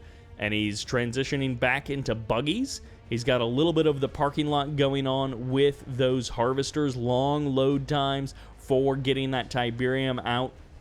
When you've got 3 harvesters and 1 refinery like that, didn't get the Tiberium spikes, lots of wasted time, and this is typically a build where time is precious. You really want to hit when they're unsuspecting.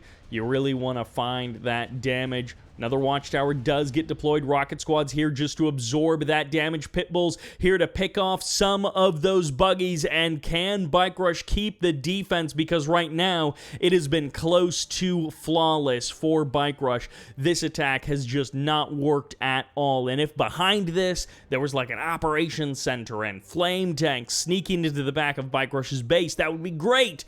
But there are so few options when you go with this kind of a build. When you're Drive, you just have so little that you can do, that you can follow up with, and it's just more bike buggy. Eventually, I guess he's going to try and get an MCV out, because at this pace, he is going nowhere fast.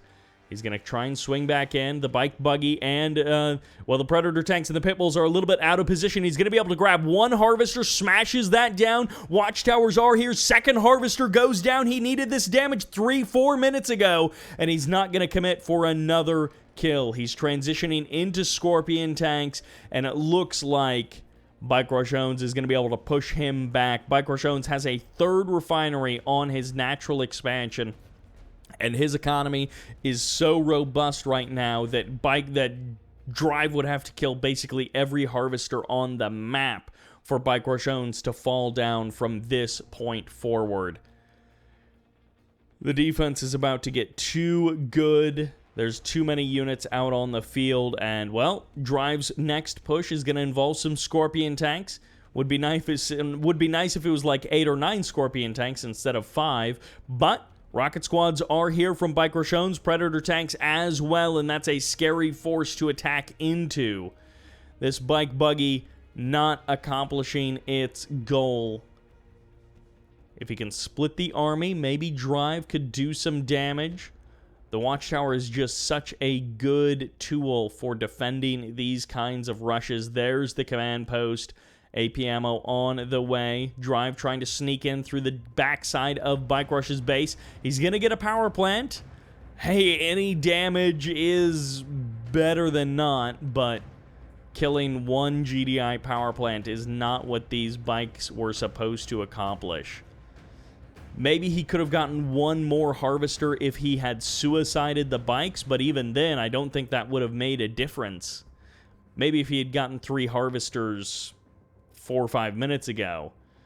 But at this point, BikeRushOwnz is just going to be able to harvest so much more than Drive. I imagine Drive has rebuilt an MCV at this point, and he's working on transitioning. He's going to get a little bit more life out of that 3-and-1 ratio by stealing some of that blue Tiberium. Masterleaf doesn't seem too concerned.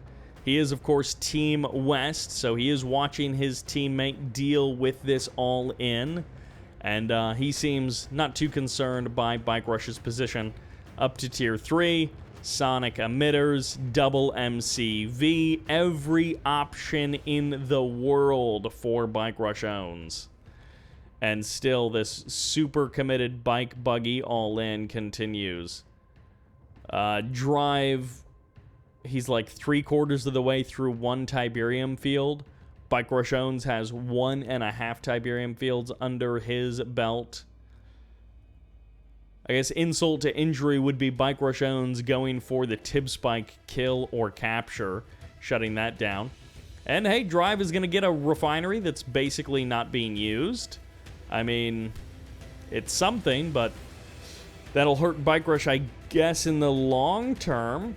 But Drive really has nothing to stop this army. He really has nothing to not fight this one out. And, well, Drive fought a good game 1 and a good game 2. And honestly, Drive has probably done a better job of trying to give himself a chance in this game than many other players would. There isn't much Drive can do when you go for an all-in like this and then you just super duper commit to it and you never try to transition out. He would be playing from a disadvantage no matter what, but it is feeling a little bit silly at this point. There is a ton of Scorpion tanks, but there is just so much more, and there is basically no incentive for BikeRushOwnz to have to finish the game. BikeRushOwnz can play as defensively as he wants. It looks like BikeRushOwnz even placing a refinery there in the north that we saw kind of facing away from the middle field. Another Sonic Emitter deployed. A couple of harvesters might go down here. Not even one gets eliminated. But, you know, unfortunately for BikeRushOwnz, he can't just force Drive to leave the game, so he is going to have to go out and kill him at some point, and Drive can continue to poke and prod for as long as he wants. Drive is really committing to this game. It would be fantastic if he did have some laser capacitors on these Scorpions. He is going to go for it, going all in with the assault, going as far as he can. And the Predator tanks, the Sonic Emitters, and the Zone Raiders just crushing through these Scorpions. Even if Drive crushes that forward flank of the base, he has still got so much more distance to travel to actually kill BikeRush in this game. Another harvester perhaps going down in the north there. Drive getting one harvester kill when he has got nothing else going on. And BikeRushOwnz scans his base, probably can't believe that Drive is still in this game. Harvester from BikeRush taking that blue Tiberium. And BikeRushOwnz, I guess he could have gone like Firehawks and really bombed Drive out of this game. What is Drive going to do? You're building all Scorpion tanks like that, and Firehawks just would not be stopped. A couple of bombing runs, and he is donezo. Sonic emitters spread throughout, railguns, mammoth tanks. You want to see them. Here they are. Zone troopers as well. And, well, Drive continues, but without much hope of victory. BikeRushOwnz just pushing these attacks back once again. Drive is going to close in on the natural expansion. He does commit a bit to the attack, getting a bit encircled and giving his sonic emitter a real tough time of choosing exactly which angle he wants to blast off and do the damage in. Power plants are here to be ravaged by the forces of Drive, but that is a poor prize when this is all he has done. BikeRushOwnz taking now the natural expansion of Drive. Feels like these guys are dragging this one out way longer than it needs to be. Drive building a huge Scorpion tank army, and BikeRushOwnz continuing to play defensive, not be his typical aggressive self, not try to end the game as quickly as possible. He is happy to play this one out nice and slow, and I guess from that perspective, he is playing for the team and for the win. He is not willing to go aggressive and open up the possibility of making a mistake that could let Drive take this game. Even though BikeRushOwnz is up 2-0 and the GG gets called, Drive has been defeated, and that will do it for game number 3. Big thanks to Masterleaf's stream for providing this match since the replay was not saved. And that'll do it for the third match. Let's go to the fourth. And game 4 takes us to the ever-pleasant Tournament Arena, as the red GDI in the north looking to close this series out and put another point on the board for Team West. This is BikeRushOwnz. And needing to start a comeback akin to his brethren, Futurama. As the yellow GDI, this is Drive. The reverse sweep has got to start here. It was a tall order for Futurama. He nearly completed it. Again, in the past, Drive has taken 3 games in a row off of BikeRush. So he could do it here today and clinch the series, and he's going to do it with an Orca Rush, going for a refinery into command post, into airfield. Drive is here for a double airfield, all in, no war factory, max it out, 8 Orcas, and hit go. BikeRushOwnz, I don't think, has any idea that this is coming. His scouts are coming in. BikeRushOwnz is going to know very soon that this is on the way, but he does not know just yet. He may have a feeling in his stomach, in his gut. He may have some kind of an idea that this is coming. 4 Orcas on the deck, heading for BikeRush, and this is where BikeRush's defense is going to have to be perfect. First Pitbull is out, and I think at this point you just kind of... Oh, actually, he sells his MCV. He goes for the barracks as well. He's going to try and kill as many of these Orcas as he possibly can on the exit. First Harvester does go down. The War Factory means that BikeRush can rebuild, and the Orcas go for the kills on the Pitbulls. 2 Orcas down, and the other 2 will escape. Last rocket slams in. 1 Harvester for each player, but really, Drive needed to kill 3 Harvesters with that. He needed there to be basically no follow-up, and BikeRushOwnz selling the refinery on the left side and his MCV has given him a very big cash infusion that he desperately needed to survive the next stage of this attack. Engineer does get sniped, so that's good for Drive. Every bit helps. Would have been great for Drive if he could do something about that tib spike in the north. One pit bull will go down. The first orca gets eliminated. Still 4 orcas left. They're going to go for the harvesters now. Not quite able to get them before they unload that Tiberium. And finally, the harvester does go down. The refinery down to below half health. But another orca gets eliminated. The pit bulls giving chase. And Drive's hope of taking this game falls a little bit further down every time an orca gets eliminated. He's still got the double airfield, but it's so expensive to rebuild those orcas. And BikeRushOwnz actually gives up on the barracks. He says, I will do it with just the war factory. And he may be right. A hammerhead gets added on. But every time that harvester goes out for Drive, it feels like an eternity before he gets more cash. BikeRushOwnz, it looks like, actually manually controlling the harvester to send it home to unload a little bit more quickly so he can get out that APC a few seconds earlier, garrison up that rocket squad, and finally an airfield has been sold off. An additional rifleman is here, and I don't know when this build has ever worked. I don't know if this build has ever worked in a tournament setting. I guess sometime, somewhere, someone has gotten a kill with a double orca airfield all-in. Double airfield orca all-in, rather. Pitbulls come forward. A couple of pitbulls going down. A couple of APCs going down. And for now, the hammerheads do survive.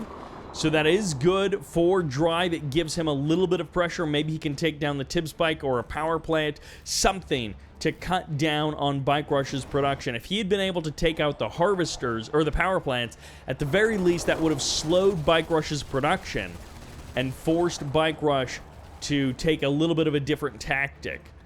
But now, oh, actually this one random rocket squad is going to have to be crushed, just adding on even more trouble for Drive. He has to take that harvester off of the line for just a moment so that it can crush those guys instead of harvesting. Another orca, 3 hammerheads. Good control by Drive to keep all of the hammerheads alive. The anti-air force grows by the moment, and now with 3 harvesters, BikeRushOwnz just has so much cash in the bank. He could even split off a harvester to go down and get some blue Tiberium. It would be a dangerous thing to do with the orcas on the hunt.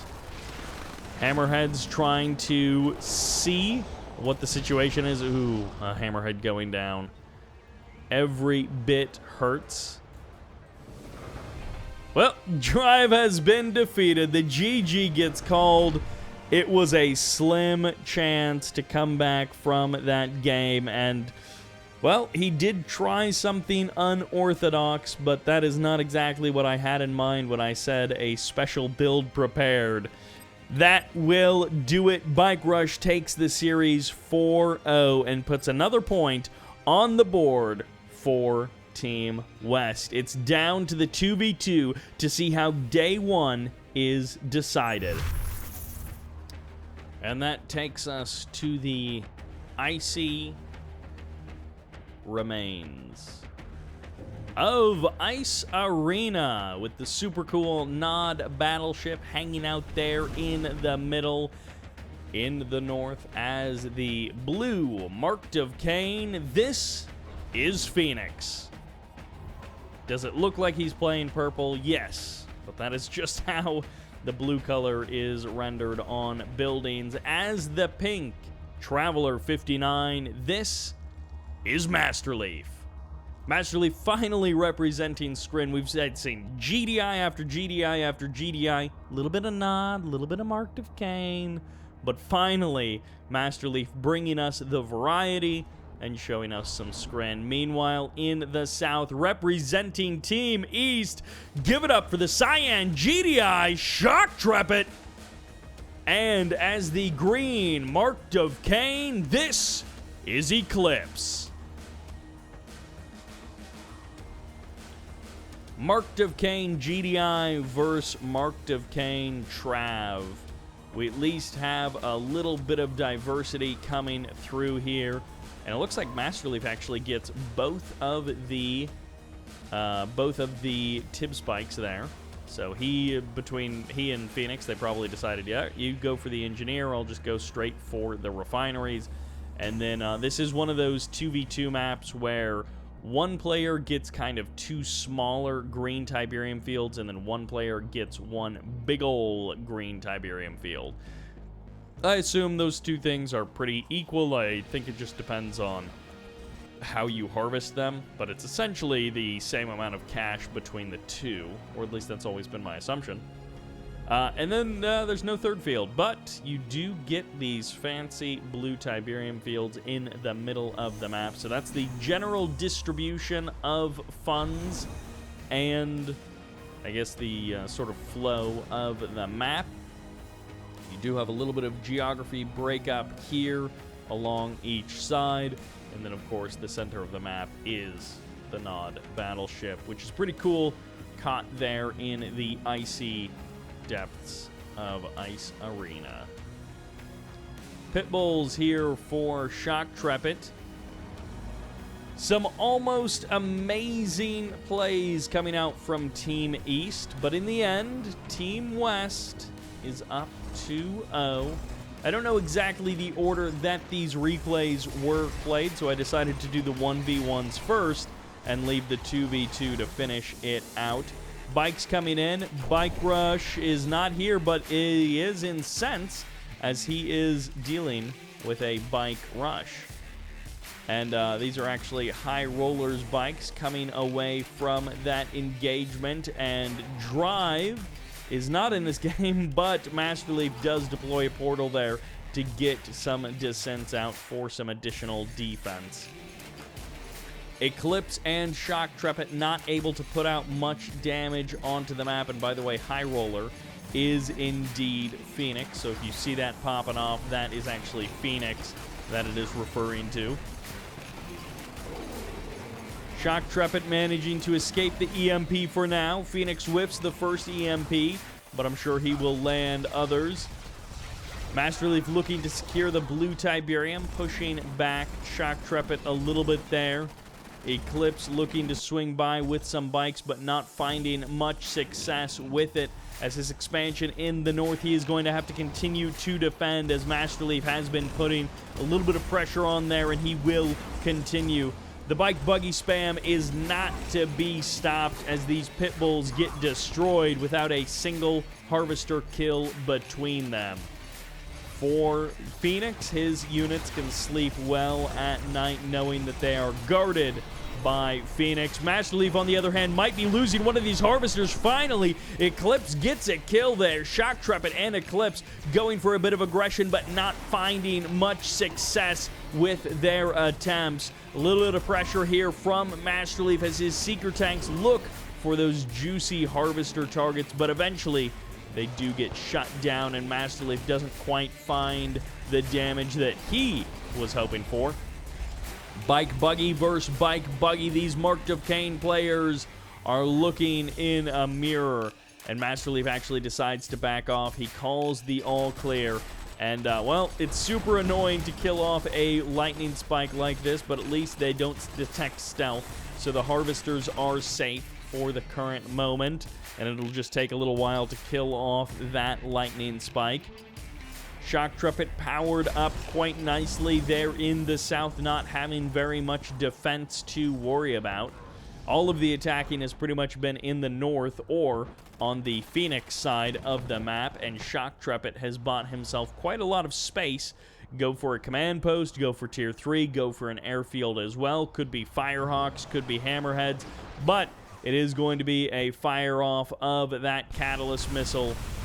It looks like Shoktrepet, Eclipse finding the damage there and managing to get the kill, and I think it's going to be a bit of return fire as Phoenix gets vision on the refineries of Shoktrepet. No sell-off of the refinery, good damage on both of the harvesters. Phoenix does manage to do a bit of damage there. And we'll have to see if there's a follow-up to kill off those harvesters. Scorpion tanks to push away Eclipse's bike buggy Phoenix is ready to tango, and he is not afraid to push out onto the middle of the map. Does get beaconed by Eclipse. He said, hey, Eclipse, or Shoktrepet, can you bring your tanks over here? And Shoktrepet said, absolutely, my Preds will tear his Scorps to shreds. Meanwhile, oh my gosh, is the bike buggy going to be the thing that does the most damage? I think it might be. As harvesters go down, a wormhole shows up. The MCV doesn't get captured, but Masterleaf has got the wormhole there. And he might be popping through at any moment. No, he will let it expire. Unfortunately for Masterleaf, he does not get the successful capture of an MCV. A wonderful sell-off of that building. But the Prodigy is here. Might be utilized to area mind control some of these units. Another Harvester goes down. Tib Core Missile is so powerful at killing those Harvesters. And it definitely feels like Team West has been in the driver's seat for the first part of this game. It is up to Team East to really take back control of this entire series. They do not want to be starting out this show match tournament with with 3 points against them going into next week already at match point essentially, and having to play perfectly all next week to save themselves in this tournament. Harvester getting targeted down, and it's another kill for Phoenix. He manages to kill another of Eclipse's Harvesters. Obelisk gets deployed in preparation for this attack. Redeemer Engineering Facility getting added on. Masterleaf defending back at home with his Storm Riders and adding on his own Warp Chasm for that eventual Eradicator Hexapod. A Mammoth Tank has made an appearance on the map. Shoktrepet bringing that late-game GDI power, but he also decides to just back off. He's got railguns now, and he does not commit to the attack at Phoenix's expansion. Stealth tanks sneak in. They get a volley off on that Conyard, but it deploys in time as the epic units fire off on all corners of the map. Okay, for a second, I think Phoenix was thinking he was going to go for the crush of those engineers and decided it's not worth trading a stealth tank for those engineers. A couple of Scorpion tanks looking to sneak past, and actually looking to sneak past in the north and in the south as Eclipse and Shoktrepet join forces to defend against those Scorpions, which was kind of a weird attack path and a weird choice there by Phoenix. Marv, Redeemer, Eradicator, Hexapod, they are all going to be coming together. And now we've got the double engineer Redeemer. No, actually, is he going to go? He's got 2 engineers there, so I assume he's going double engineer.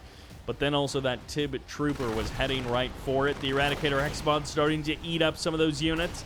Looks like it's double, he's only got 2 in there. It's a double disc launcher from the Shock Troopers, but I assume the Prodigy was supposed to jump in there. I guess the Prodigy is back at home or something. Firehawks circling around, waiting for something to happen. Orca Strike coming in. It's going to hit whatever hops on out of that Warp Chasm. Rage Gen fires off. Mammoth Tank going to be targeting down his Juggernaut buddies for just a moment there. Orca Strike coming in. There's the blink away of the Eradicator Hexapod. And, the Orca Strike tags the tripod a little bit there, but the repairs are free, so not a big deal for Masterleaf to recover from that. Tanks moving forward. Railguns, it's a pretty thin late-game army. There's the final Redeemer. Then the EMP lands. The Mammoth Tanks are a little bit late. The Sonic Emitter is a little bit late, and the Juggernauts are disinterested in fighting this battle. Shockwave Artillery fires off, but it misses the Redeemer. It's in the north against the Avatars as Eclipse comes in, but he's not targeting down the Zone Troopers. He's going for that Redeemer. The Redeemer, which is running away. There's the wormhole as the Corruptors come to the forefront, come to the front line. line. So many Corruptors here. A Rage Gen fires off, but there's the Catalyst Missile catching the Corruptors and stopping them from crushing forward. The Eradicator Hexapod is here without much support, without much healing ability, but it is here nonetheless, and it's only Shoktrepet from Team East. Eclipse doesn't have much firepower here as a nuke gets added on, and it looks like Phoenix wants an option to end the game in just under 6.5 minutes. The EMPs are not big, but they are coming nonetheless. And it looks like Eclipse maybe finally moved out, but no. Planetary Assault Carriers are here from Masterleaf to stop any kind of aggression in the north. The Supercharged Particle Beam is nice, but this is not an ending the game kind of an army. This is not that big of a late game assault. The EMP making this that much more difficult. And still, Eclipse and Shoktrepet will fight it out. Supersonic Airstrike taking a chunk out of those Planetary Assault Carriers, but it's not an insta-kill against super packs like this. They've got the Traveler engines. Those are speedy boys, and this Marv is doing what it can to hold the line. Meanwhile, in the north, Eclipse pushes in, and I'm not sure how he got a tripod there, but he got a tripod nonetheless. The EMP fires off, and Phoenix helping out to lock that down, although it might be the mind control of Masterleaf that's doing the heavy lifting there. The phase keeping the Eradicator Hexapod alive, absorbing so much damage, and yet still surviving as the EMP locks down that Redeemer. But it's not enough to stop this. The slow field holding that Marv in place and keeping this assault from moving forward anymore. Eclipse with his random Redeemer running around the northern part of the map, and this web of Shredder turrets has slowly but surely cut down the forces of Phoenix. We may have to wait this one out for the nuke. Team East does not want to wait that long, but the web of Nod base defenses has actually become quite difficult to deal with. As it turns out, Shoktrepet's Juggernauts and Eclipse's base defenses can be quite difficult. Harvesters off the line getting beaconed by teammates to say, hey, get those guys back to work.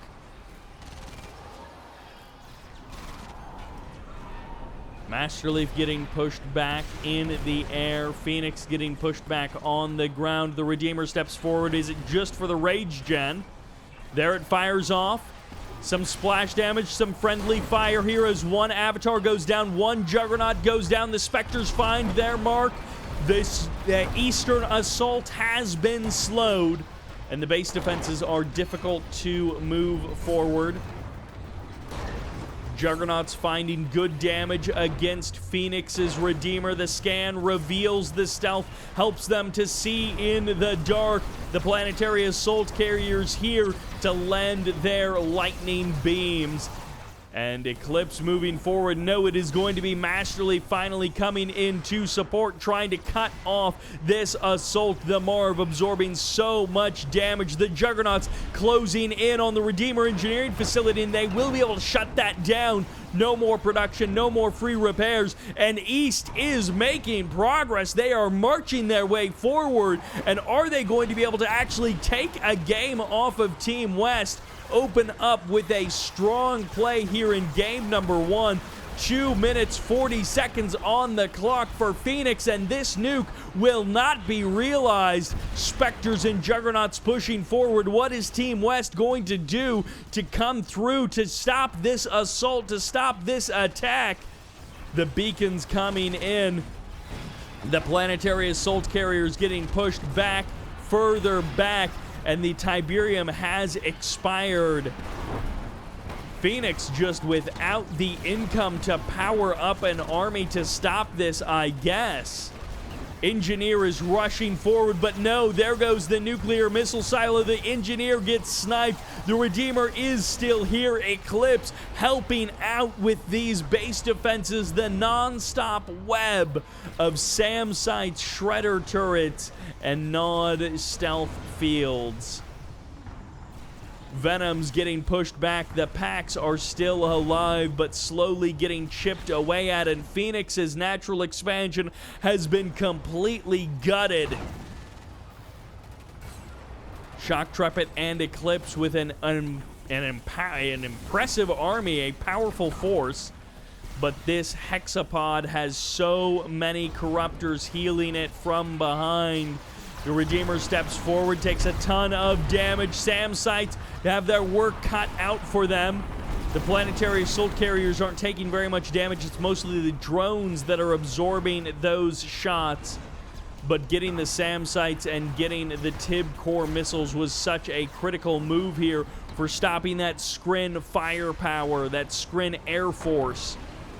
Otherwise, Masterleaf would have just crushed through these base defenses, crushed through the buildings of Eclipse and Shoktrepet.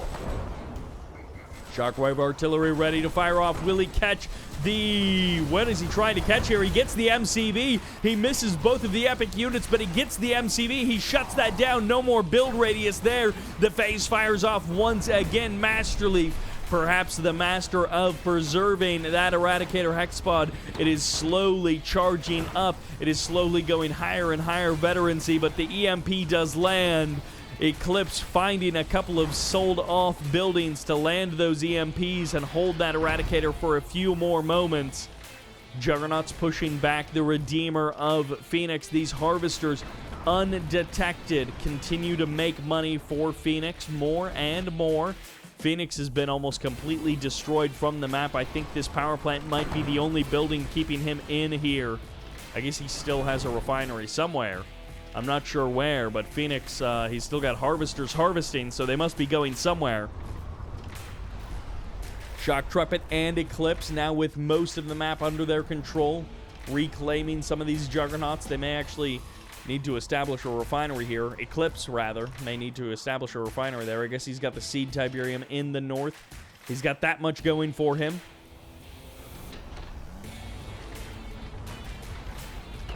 Redeemer Marv versus Redeemer Eradicator Hexapod. Phoenix has mostly healed up. The EMP comes in. The blink forward of the tripod, but it is short-lived. And the Redeemer finally reveals himself. The Rage Gen fires off. Most units have already been given an attack command, and there's actually a refinery to cut off some of the attack paths of these units in the north.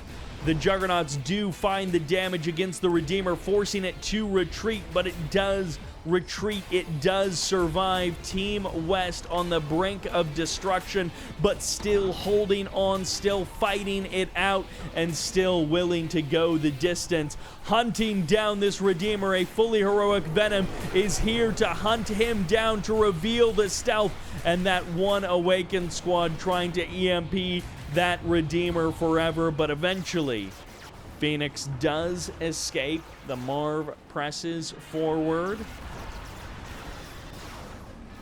Masterleaf draws further back. AA batteries getting added on. Single veterancy Senatus being handed out to almost all of the epic units. Who will be the first to go heroic, or will we even get that far? Rage Gen fires off, but it really only affects the Watchtower. No, it did affect the Spectre and that Redeemer a little bit, but the damage is pretty minimal overall. Drone platform gets rebuilt by Masterleaf. He's got another MCV on the front line, but he's unable to put out adequate defense. The Juggernauts are here. This drone platform may have to try and make a run for it, but if it takes off while the artillery is smashing into it, that would be disastrous. And there goes the power plant as Phoenix has been defeated. Hands over whatever he does have to Masterleaf. So at least Masterleaf, I think, yeah, he's got the Redeemer. So Masterleaf has 2 epic units under his control, and let's see what the Leaf can bring. It's kind of late in the game to be bringing forward, you know, a Redeemer now. It's sort of a little bit too late to be much help under Masterleaf's control. Masterleaf slowly being chipped away at. Vane detonation firing off, and I guess Masterleaf has just given up. I'm not sure. He's got units, but he's not really doing anything with them. He's sort of just sitting here and taking it. Juggernauts get blinked forward, but there's nothing to support them. One tripod is here. Temporal slowdown just halting the advance, but ultimately not stopping it. The planetary assault carriers get chipped away at enough that they finally do go down. And Masterleaf, who has... What? What is he doing? Why are there 2 drone ships here? Okay, the GG gets called. I'm not sure what the last, like, 3 minutes of that were. That was a very bizarre follow-up there from Masterleaf. I guess he probably should have GG'd out when Phoenix GG'd out. There wasn't much hope for him at that point, but that will do it for game number 1 of the 2v2. Team East putting an early point on the board, and can they keep up the momentum? Which takes us to the map Hurricane Lands for game number 2. And playing as the orange Steel Talons in the north, representing Team West, give it up for Phoenix. His teammate playing Traveler 59 and pink, you know him, you love him, it's Masterleaf. In the south, representing Team East as the Cyan GDI, this is Shoktrepet, bringing the shock and awe in game number 1. As the green marked of Kane with the EMP terror, this is Eclipse.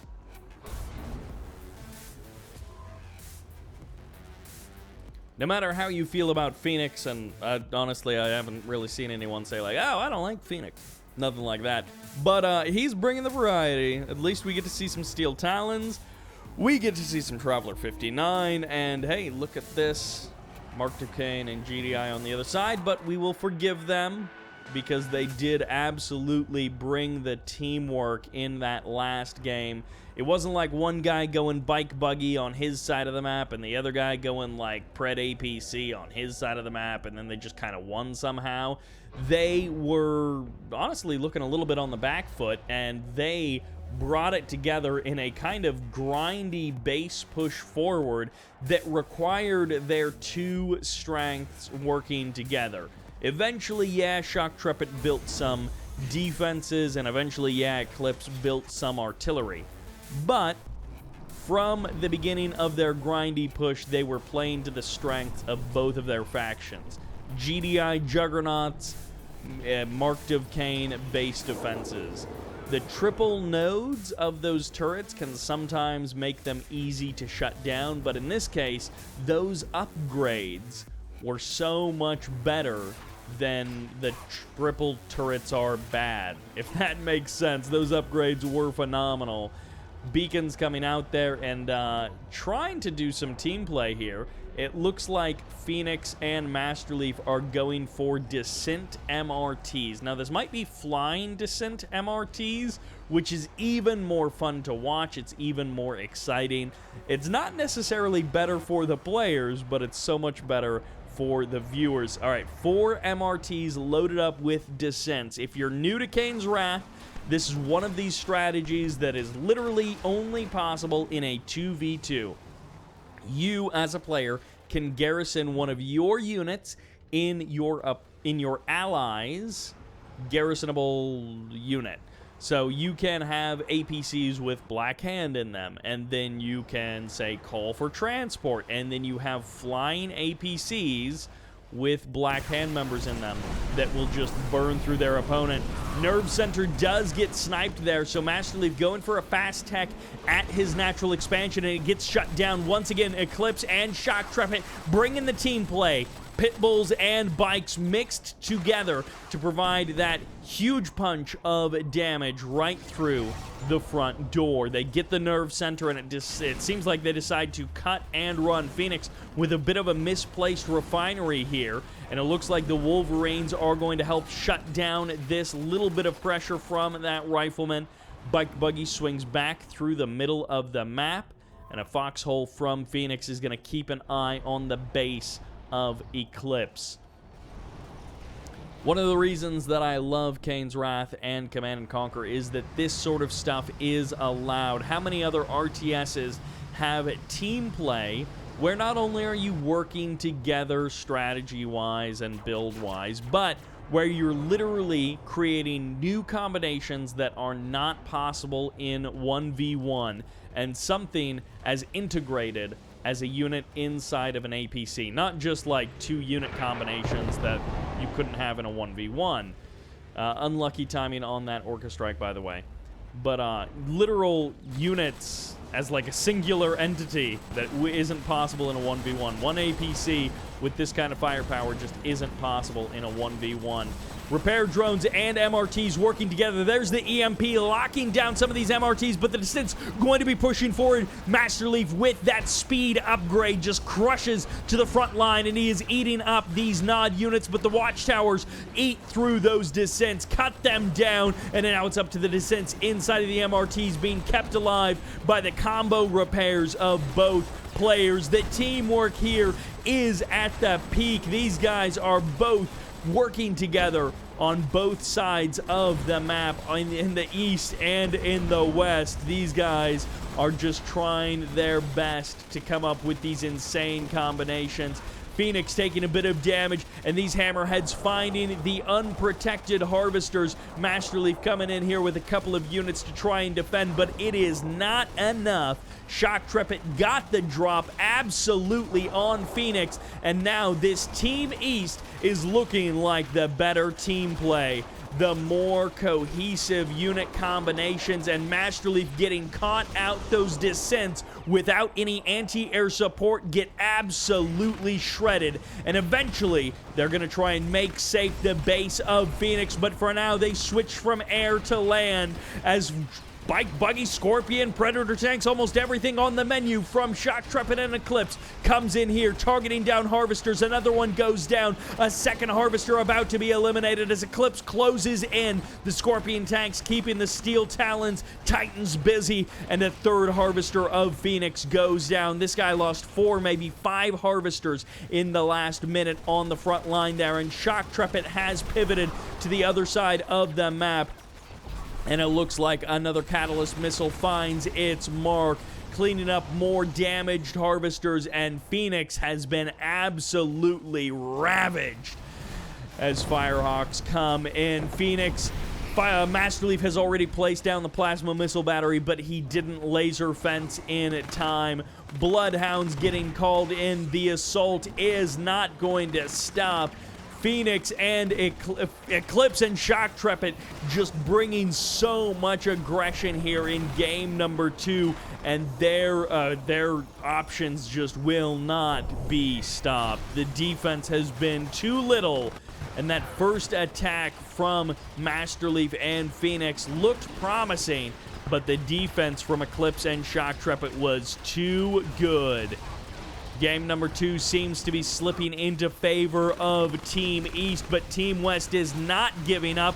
Another refinery gets bombed out, but it's not down. It looks like one Firehawk didn't quite unload on that extractor, and Phoenix bouncing back. He's back up to 5 harvesters on his natural expansion.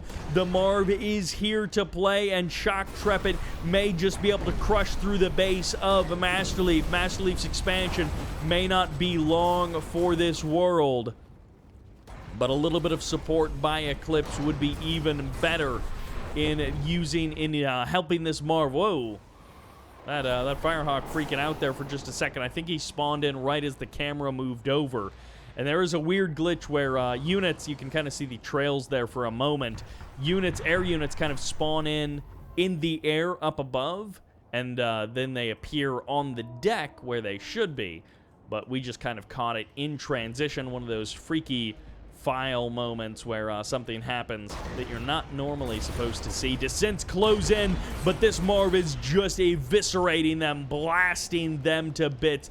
Triple portal from Masterleaf, and he is going mass descent because everything else that he's got has just been destroyed. And this Marv, I mean, can definitely be overwhelmed by mass descents, but Shoktrepet is not letting that happen. Once again, the combination, GDI and Marked of Kane playing to their strengths as much as possible. Venoms are here. The Marv is here to cut through the ground forces of Masterleaf, and Shoktrepet is pushing forward. Meanwhile, on the Phoenix side of the map, he is having real trouble keeping his harvesters alive and employed, but he's got his own Marv out on the map. A little bit of stealth reveal being added in. Phoenix looking for the opening for his Marv to do the big damage. He's adding on behemoths as well.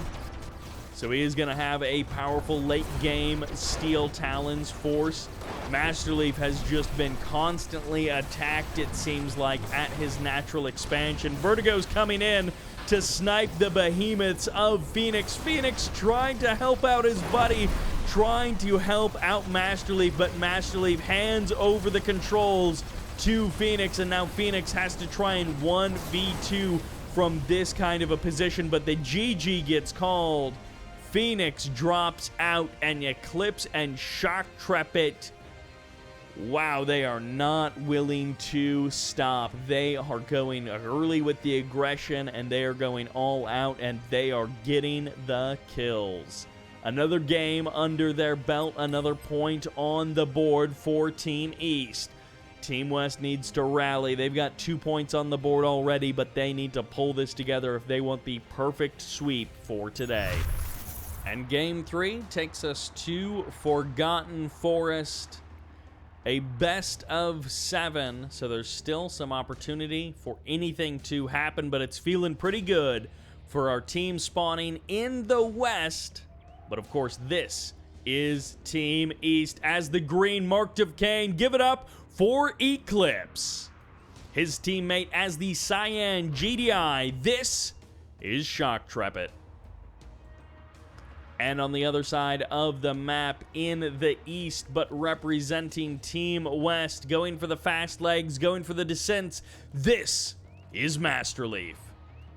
He's playing Pink Traveler 59 and his teammate as the yellow GDI. This is Phoenix. Steel Talons did not work out for him, and he pivots back to regular old GDI. All right, descents cutting along the south side of the map. I don't think this is too many descents. At some point, if you get too many descents plus the upgrades, it really does become a point where, like, if you don't get damage done, you're just way behind.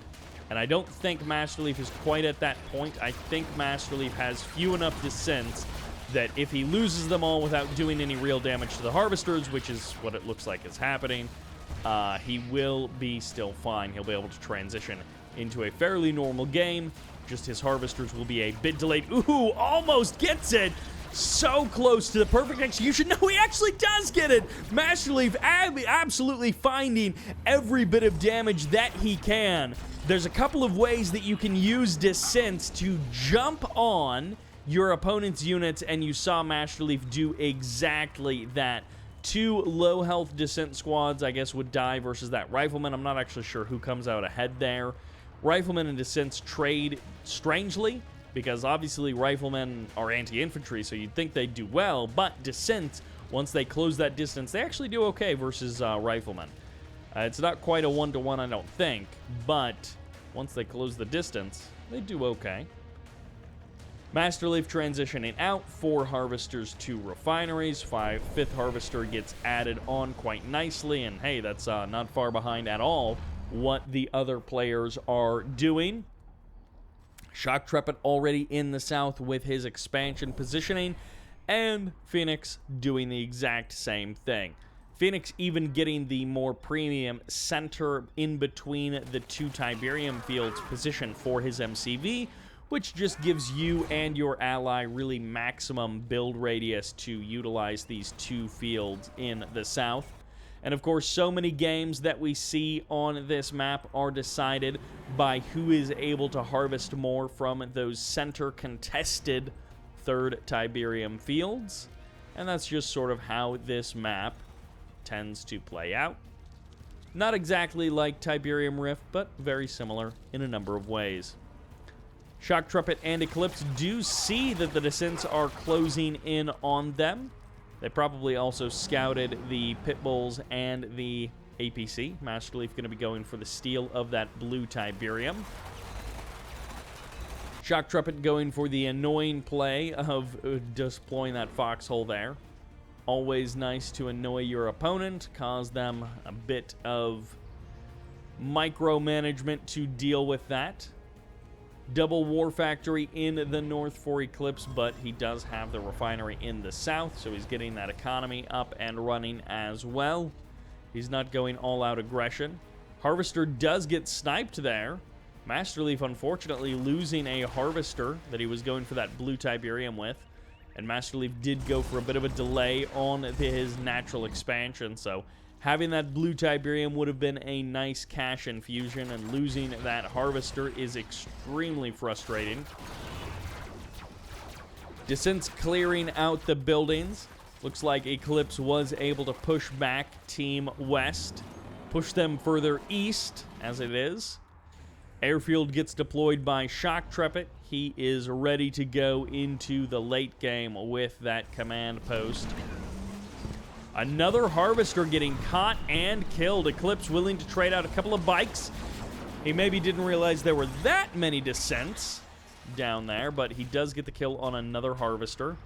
And Phoenix might actually be able to get the first free bit of Tiberium from that blue field. Orca Strike coming in. It is going to completely miss everything. I'm not sure if that was a pure misclick or if that was meant to target something else. Descents from Masterleaf being the true team player. He's like, hey, I did not get the blue Tiberium, but you go ahead and get it. And in fact, I'm going to defend your Harvesters with my descents. Well, he defended at least one of the Harvesters. The other one did go down. And just before it was full and would have been heading back to the base. These descents able to clean up the bike buggy, but now the Hammerheads are here. The Gunwalker's going to have to push back the Hammerheads. Mass descent from Masterleaf as he now is up to those two refineries in the south. He's even got his nerve center rocking and rolling. Got his safety gravity stabilizer into the north, and it's double Firehawks from Phoenix. He is going to have a ton of Hawks to run those bombing runs against his opponent. Couple of Pred tanks in the north, closing in on the contested field in the north. Eclipse is going to be taking that for his team. Meanwhile, Phoenix is hoping to take the one in the south for his team. Shoktrepet deploys the sonic emitter, but there goes the build radius. No, it is preserved. The refinery is laser fenced, and that economy will stay online for the current moment. The MCV is still here to provide that backup, and Phoenix is getting torn to pieces. Orca Strike coming in. Will the refinery finally be shut down? And of course, yes, it will. He finally got the kill. Storm Column and Reclamator Hub both here. Masterleaf long distance harvesting. Couple of rocket squads mixed in here. I love that option from Phoenix just to keep that blue field his. Juggernauts being massed. Wicked Squad perhaps looking for the EMP solution to everything. Ton of Hammerheads from Shoktrepet, it seems. Marv on the way as well, trying to reclaim this field. Fresh Tib refinery is there. Not a lot of one-clicks. We've definitely seen some. I feel like maybe that Ice Arena game was the one with the most one-clicks on both sides, but those Corruptors absorbing, I think, 2 or 3 of the... Oh, on the other side of the map, he gets the Tier 3 Masterleaf, is going to be able to sell this off, I assume. Probably wants to sell it off soon to maximize that value. Okay, so he's going for a chain, maybe? He's going to be able to get a couple of hammerheads. What is the play here from Masterleaf? Okay, he's trying to deploy more and more of those plasma missile batteries. They're annoying to deal with. He does keep that vision for a little bit longer, and he gets like 2 hammerheads with them. Those plasma missile batteries with the shard launcher upgrade just absolutely shred aircraft. And so if you can surprise deploy a couple of plasma missile batteries, you can absolutely crush your opponent's aircraft before they have an opportunity to really respawn. Firehawks zooming out. Firehawks going for the bombing runs. But this Marv with its triple engineer will hold the middle of the map for Eclipse and Shoktrepet. Not an ideal placement of the refinery for Phoenix. But at least he's got control of the blue Tiberium in the south. At least they were able to shut down the Tier 3 of Shoktrepet in the north. Unfortunately, they weren't able to grab the Tech Lab, which would have potentially reset the Redeemer timing. But maybe not. The Redeemer is out. I'm not sure exactly when that spawned in, but there's the Eradicator Hexapod joining the fray. Couple of pit bulls from Shoktrepet just firing away at that harvester. Phoenix's Marv steps forward. There's not a lot of support here. He may require some teleportation as a Husk gets sniped. EMP locking down that Marv. I'm not sure exactly what from. That Awakened squad coming forward. Tib Vane detonation fires off. Does a good bit of damage to these. Oh, the EMP whiffs. Does a good bit of damage to the tripods. And this Marv in the north from Shoktrepet looked like he was trying to sneak around the edge to go for a kill. Zone troopers jumping forward, but they are dealt with by Phoenix. Another Husk sniped. Prodigy comes forward. Gonna go potentially for the area mind control. Those pit bulls still just kind of wreaking havoc on the main base of Phoenix and Masterleaf.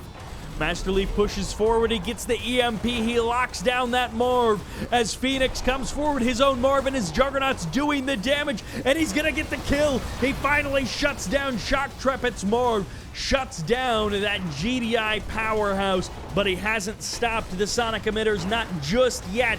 Devastator warships may be needed to break the front line as a gravity stabilizer gets established right there, and go for the Marvist. Get as much of that Tiberium as you can. Deny it from Team East, as Team West is looking to stake their claim in this game. They're gonna fight it out. The Eradicator Hexapod gets caught. The Rage Gen fires off. The Juggernauts are here in support, though, from Phoenix. And Phoenix does push back that Redeemer. The Eradicator Hexapod will live to fight another day. Bombing run comes in, destroys that disruption tower, revealing the GDI and NOD units and buildings waiting underneath. MCV getting targeted down. Shockwave artillery perhaps ready to go, as it looks like Masterleaf and Phoenix are getting pushed back into the south, but they're making headway in the north. Eclipse and Shoktrepet, they've held on to that northern field for so long, but it may be time to let it go. Eventually, those pit bulls do finally go down. Spectre artillery getting targeted down, and these EMPs are landing one after the other. The Redeemer gets targeted, but the Redeemer keeps pressing forward. The Juggernauts of Phoenix and of Masterleaf slowly getting chipped away at. Masterleaf's Eradicator Hexapod is here once again. The EMPs land, and the Eradicator Hexapod going for the crush, but it opens up an opportunity for the Juggernauts to start slamming away at this base, at these units. They cut through the forces of Eclipse and Shoktrepet. Devastator warships landing their shots and eliminating that war factory, the barracks after that. And these disruption towers are nice, but they don't last forever. And in the north, it is Team West making their way westward, just pressing on forward. Masterleaf and Phoenix finally finding an advantage here in game number 3. It's been all Team East in this 2v2. Firehawks coming through, clearing the skies for Team West. Eclipse has a strong presence in the south, but honestly, there's not much in terms of economy for Eclipse. It is all Shoktrepet economy. Tib Catalyst Missile in the north is a nice touch from our team in the south. Managing to shut down those refineries.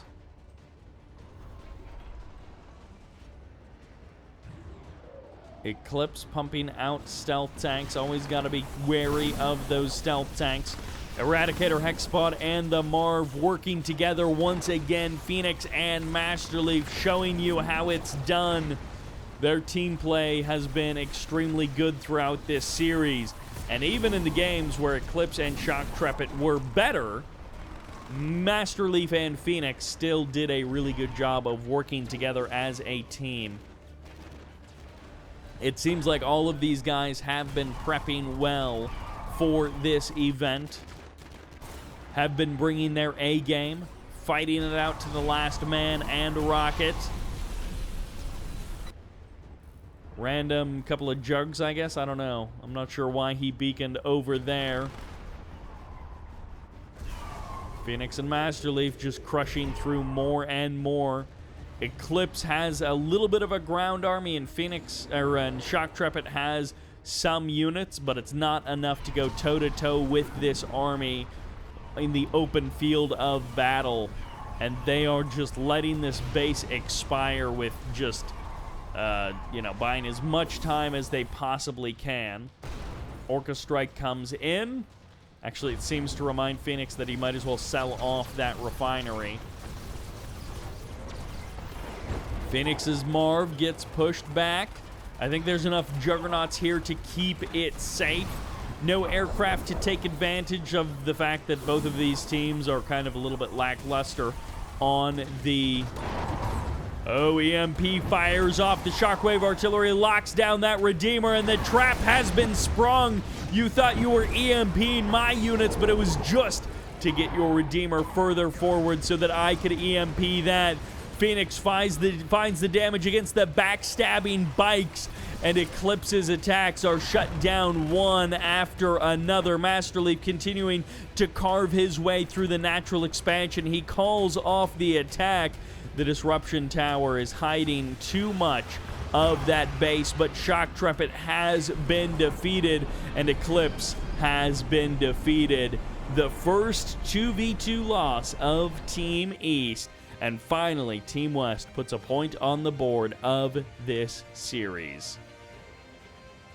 The 1v1s went to Team West. The 2v2 so far is still in the favor of Team East, but Team West is showing that they can bring a point to bear, and they deserve this spot in this 2v2. What a series we have on our hands as we head into game number 4. Which takes us to the always pleasant Suburban Arena, the 4-player variant of Tournament Arena. As the Cyan GDI in the East, representing Team East, this is Shoktrepet. And his teammate in the South has the green marked of Kane. The consistency here is what they're going for. This is Eclipse. And on the left side, as the blue GDI, give it up for Phoenix. And representing Team West, bringing the power plays, this is Masterleaf.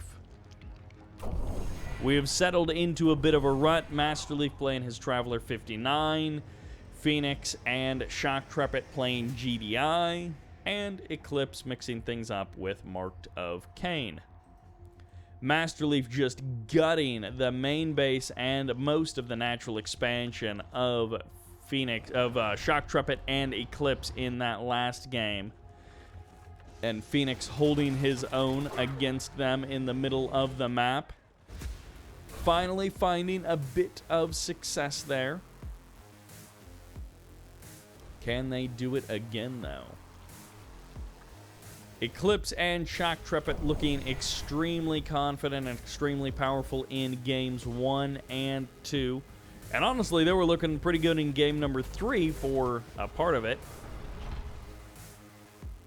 But not quite enough. Very short drive to your natural expansion on this map. Very similar to the original in that way. But unlike the original Tournament Arena, you don't have the blue Tiberium in the corners. So it's just 2 fields for each player and 8 pretty big Tiberium fields on this map. So lots of cash to go around, and it's generally pretty easy to secure and very easy to quickly mine it all out. Especially if you get yourself, you know, good 4 refineries, 10 harvesters, you are going to be burning through that Tiberium pretty darn quickly.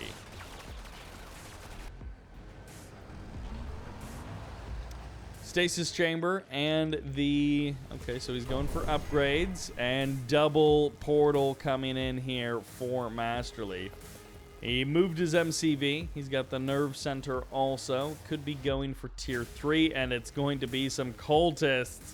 So Masterleaf is leaning into his, well, his Traveler 59 ways. He's got the cultists. No AP ammo, it looks like. Maybe a bit of a mistake there by Phoenix. We'll see if that does get corrected.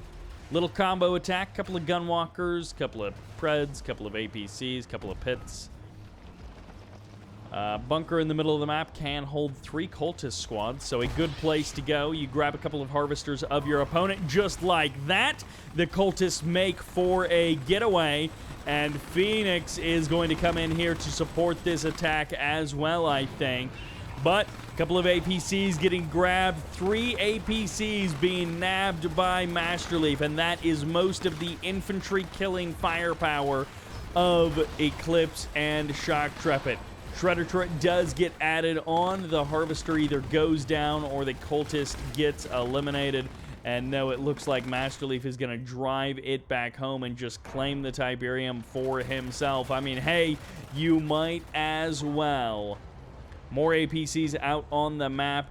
Adds on some hammerheads, I can only imagine, as well. AP ammo is done and ready to go. And if it's not hammerheads, if it's orcas, I feel like that will be a bit of a mistake there by Shoktrepet. One random pitbull firing off there, and as soon as he places it almost, Phoenix loses that refinery. Shoktrepet calling in the Orca Strike as well, but he'll just claim that little bit of a rifleman squad and not much else. Only one player with those powerful nod 1 clicks in this particular match.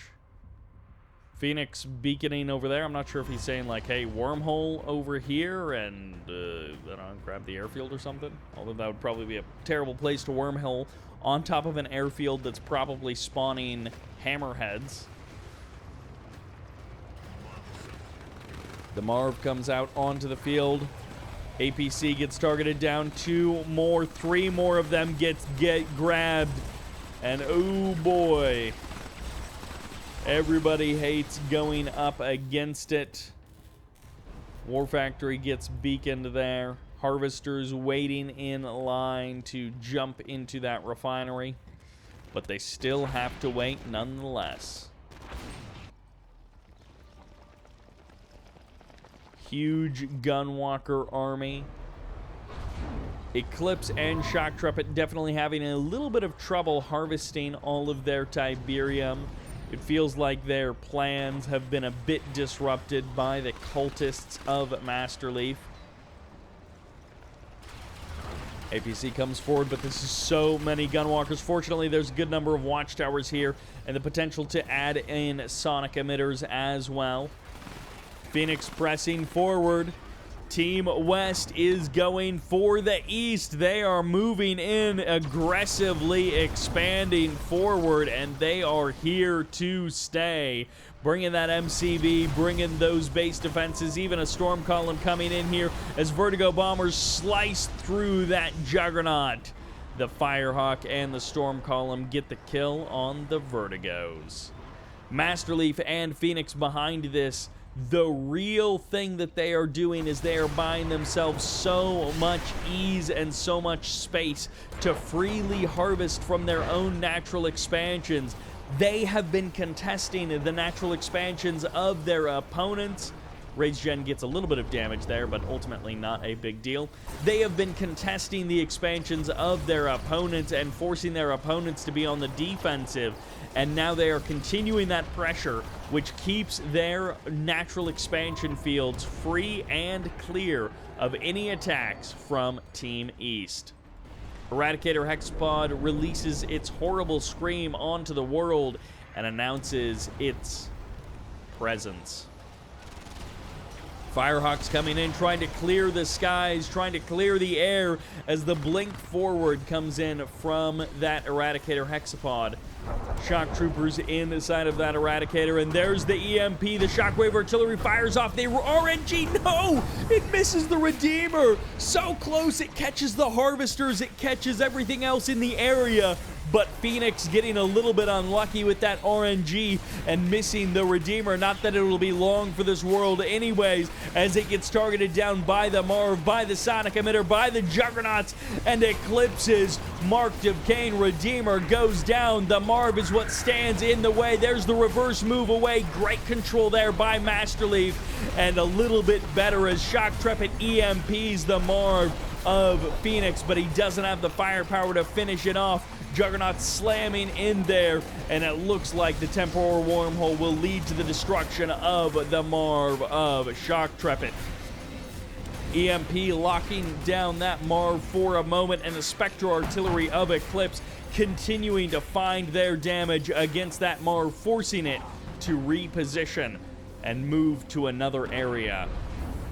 The repairs are absolutely necessary there as the orbital bombardment falls down upon these Spectres, forcing Eclipse to retreat, denying that artillery firepower the ability to crush their opponent. The GG gets called, and in 2 games, Phoenix and Masterleaf even up the score 2-2-2.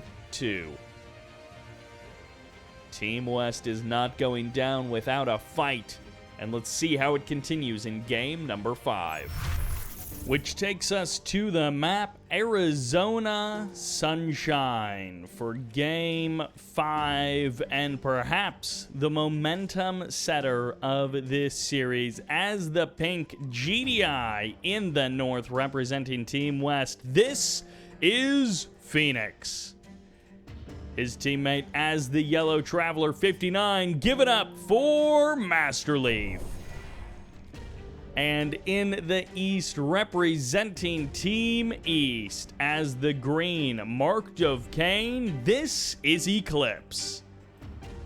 And of course, that means that as the cyan GDI, this is Shoktrepet.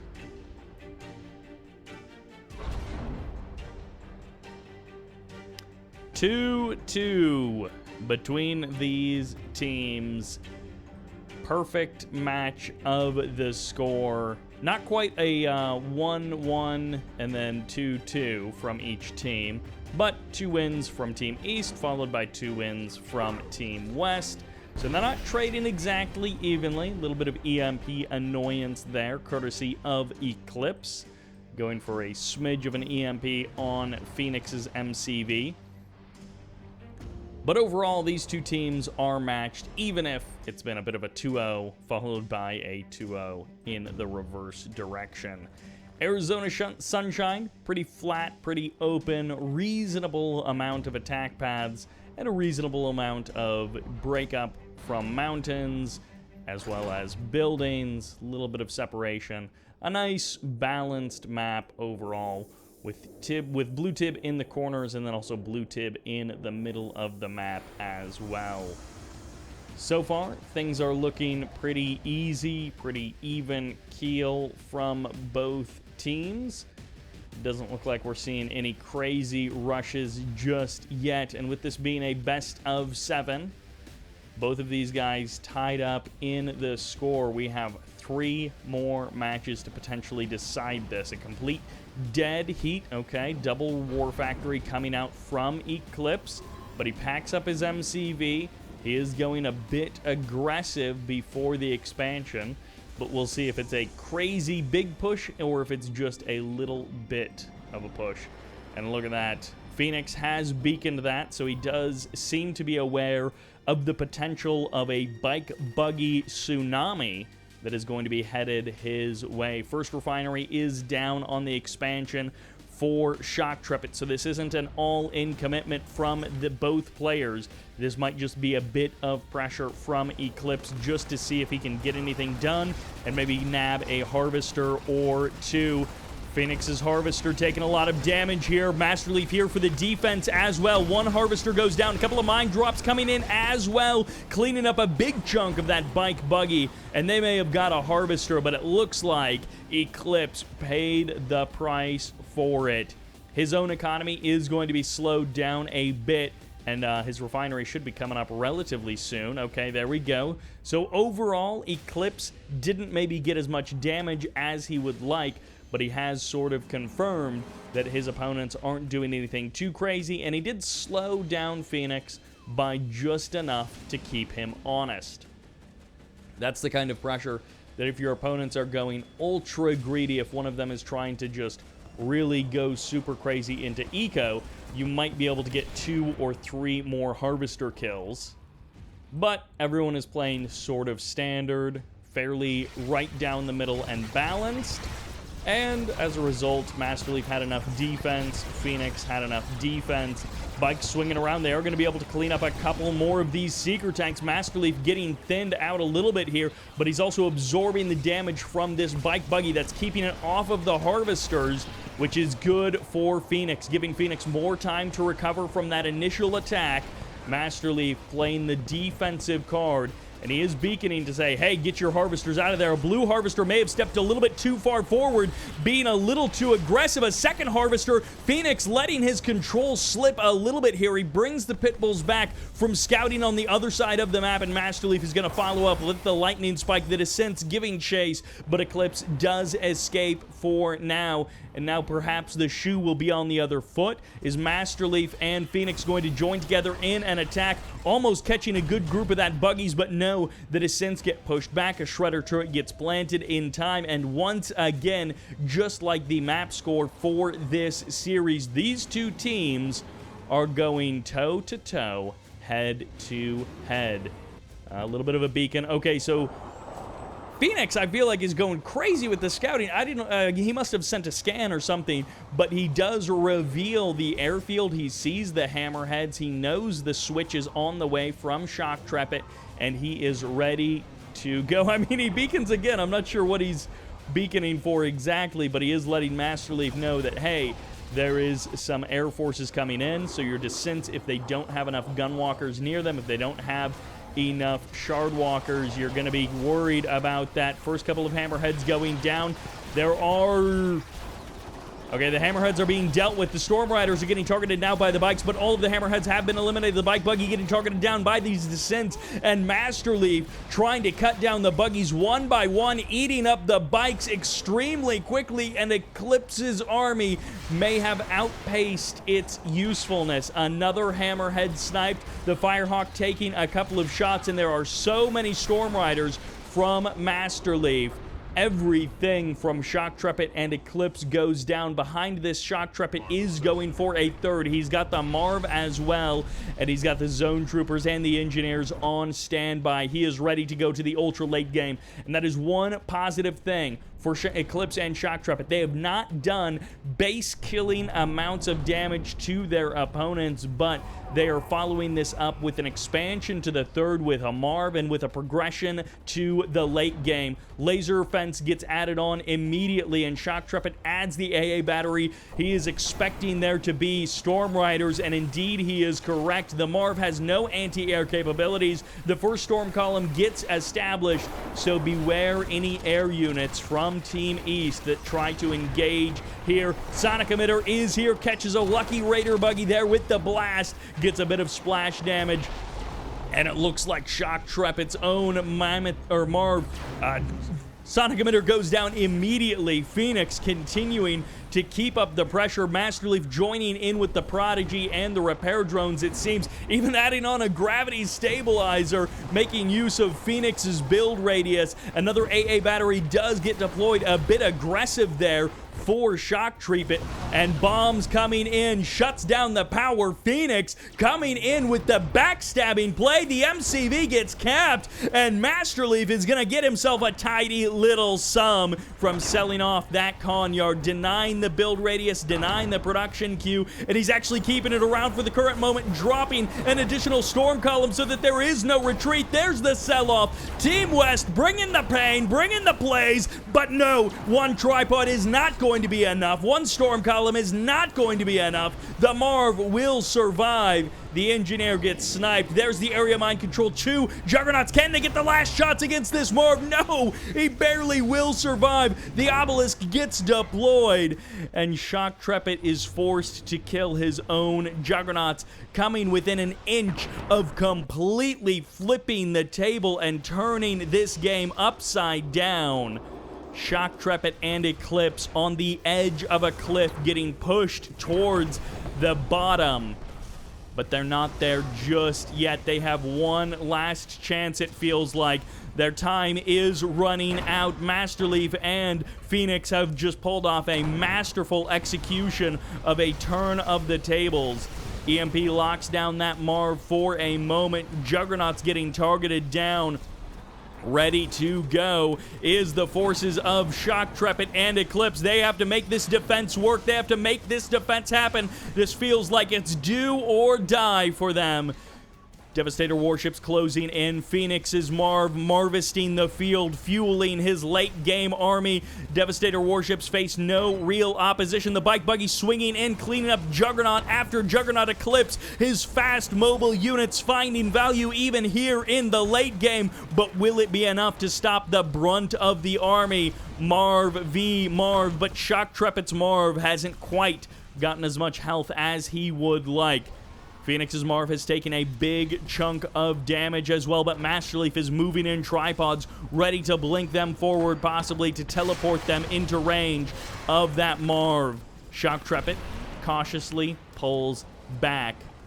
The shelling will commence. The artillery wars are here, but Shoktrepet took this position to take his third base. His main and his natural are basically completely dried up. He needs the income to fuel his response, and Masterleaf is going to cut him off at the knees. Down in the south, a little bit of an attack going on, but Masterleaf continues ravaging the harvesters of Shoktrepet. No defense, no control there as the shockwave artillery locks down the Marv. The Juggernauts get eliminated, and Phoenix continues his march forward. Masterleaf coming in through the back door with a knife stabbing directly into the heart of Eclipse and Shoktrepet. Eclipse has been defeated. The GG gets called, and Team West takes the lead 3-2.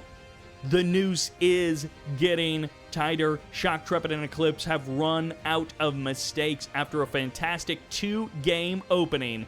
They have slipped 3 games in a row. Will they survive game number 6? Or will Team West enter week number 2 with a perfect 3-0 score? And that question will be answered here on The Harvest. Spawning in the east is Team West as the red GDI. This is Phoenix. And as the pink Traveler 59, this is Masterleaf. And in the west, it is Team East. They are up against the ropes. No mistakes left. As the green marked of Kane, consistency is his name. It is Eclipse. And as the cyan GDI, this is Shoktrepet. GDI marked of Kane is an extremely powerful combination, and Eclipse has been showing good games, as has Shoktrepet, but ultimately the team play has been too powerful from Phoenix and Masterleaf. A bit unfamiliar with this map. It does look like 2 tip spikes per player, so that is a good bit of income to start off the game with. EMP Control Center in the middle, Blue Tiberium in the south, expansion fields for each player, and then a big central green contested field in the middle of the map. And it's kind of interesting, this is actually the closest field to you. Your quote-unquote natural expansion is further away than your potential third field, which is a bit of an interesting feature, and I'm very curious as to, Whoa! Phoenix pulls the Harvester off the line, chases down those scouts, and guns them down. He doesn't run them over. He doesn't do anything else. He doesn't try to attack them or leave them for Masterleaf to deal with. He runs them down with a Harvester, which feels like a very anti-scout kind of move, but for the current moment, Phoenix is just going for the expansion. Everything's looking pretty normal, looking pretty typical. Shoktrepet goes for the barracks at his natural, goes for the Blue Tiberium as well, so he's looking to steal a little bit of that. There is a pit bull here for Phoenix, ready and waiting.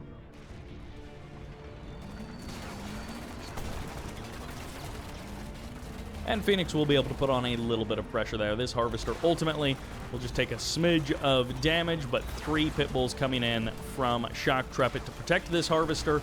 And as long as he scares away the pit bulls and the seeker tags, should be no problem at all.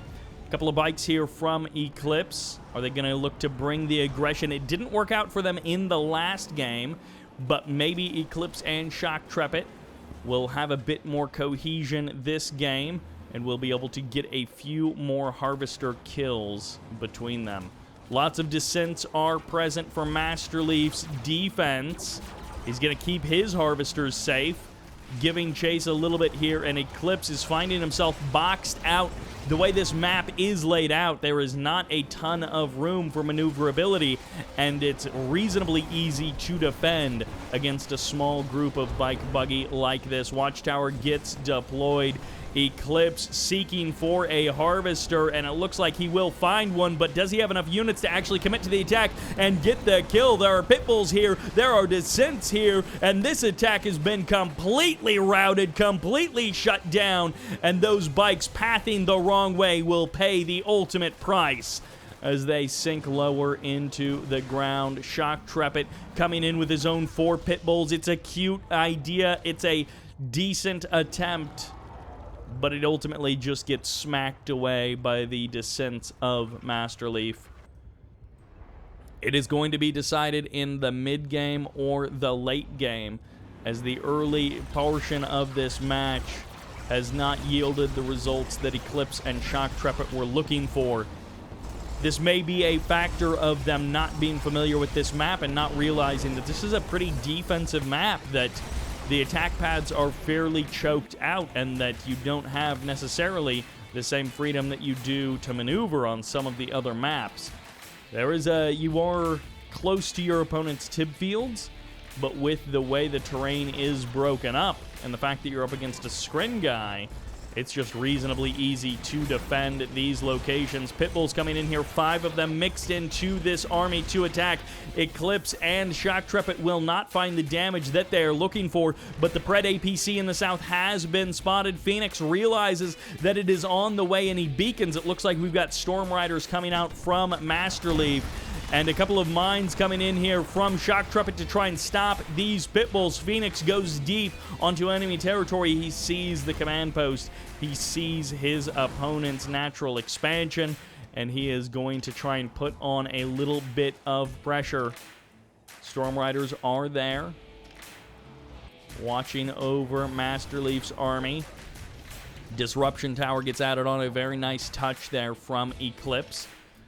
Tons of beacons firing off, and these orcas are hunting for harvesters. One harvester down, a second may go down as these orcas dive and go for the kill. They're also targeting down the command post, which is a bit of a curious choice. Nice control there by Shoktrepet, pulls the weakened harvester off and lets the other one absorb the damage. It will be fine to take that bit of damage. The last orcas go down, and Phoenix's attempt does get shut down. The Marv is on the way from Phoenix, though, so he is going to look to harvest that central green Tiberium field. A huge amount of cash waiting to be harvested, and he is looking to hoover it up. Railguns could be extremely powerful with this army that Shoktrepet has built out. Phoenix says drop a refiner here. I'm not sure why he beacons his own MCV, but it looks like it's going to be Juggernauts and Sonic Emitter Preds versus Pred APC in massive numbers, but no Eclipse here to help Shoktrepet in this assault. This is just a massacre as the slow field comes in. The railguns moments too late. The army getting separated, and it is a slaughter of Shoktrepet. He gets a couple of kills there, but the Sonic Emitters blast away at his forces. The Marv spawns just in time, and Phoenix will not be stopped. In the background, Shoktrepet finding these technology assembler. He finds the tier 3. He is going for it. They've finally found a weakness, finally found an opening, and Masterleaf has been set upon. The tier 3 gets canceled. The harvesters are exposed, and the Storm Riders are here for the defense. How many harvesters have actually gone down? One, perhaps, but not even very many for the pure number of pitbulls and bike buggy that there is. They're feeling more like they're trapped. A couple of Predator tanks in the back of the base can be a powerful thing. The tier 3 gets sniped. The nerve center gets eliminated, and a couple of power plants go down, and it looks like a war factory will also be eliminated.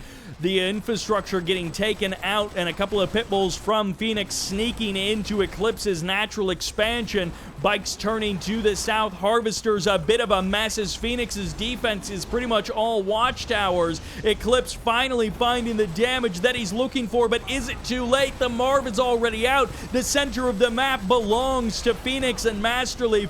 Two more harvesters go down, but the bike and buggies are all eliminated. The harvesters of Eclipse are being targeted, and now the Marv comes out from Shoktrepet. The Redeemer as well from Eclipse, but is it too late? Phoenix is happy to lose those harvesters to trade out his opponent's army when he's got a Marv, when he's got the center of the map. Masterleaf has had his tech reset. He's got the nerve center back up and running. There's his tier 3 added on. This did delay the Eradicator Hexapod by a good bit. But even if Eclipse and Shoktrepet win this game, they still have to do this again in another match, and that is a tall order when this is how the game is going. Shadow teams coming in. Hey now, that's not something you really see very often. 5 shadow teams in the late game just suddenly showing up here is a bit unexpected. Shoktrepet hanging out with his Marv, trying to get those 2 engineers inside of them, but the longer that Team West controls the middle of the map, the better that it is for them. I would have loved to see Shoktrepet get some Firehawks to be able to deny some of the tech of his opponents, but it's feeling a bit too late now. The Harvester does get sniped there. I assume the Rage Gen fired off and we just didn't quite see the animation. Bit of a surprise there. But the Prodigy does survive for the current moment. Devastator warships. Oh, 2 avatars getting grabbed right out of the gate. These cultists earning their keep. And Masterleaf blinks the cultists away to safety, and these avatars will retreat away from the front line. desperately. Eclipse and Shoktrepet trying to kill them to stop them from escaping. Tip Vane detonation fires off right as the Eradicator finishes up, but ultimately no big price was paid. A decent amount of damage done, but you really need more than that. It's going to be the battle of artillery, the battle of the epics in the middle of the map. Eclipse repositions his MCV as the Storm Riders find the Spectres and target them down. The stealth doesn't come in quite soon enough. The Firehawks clearing out one or two of the Storm Riders, but it's not enough.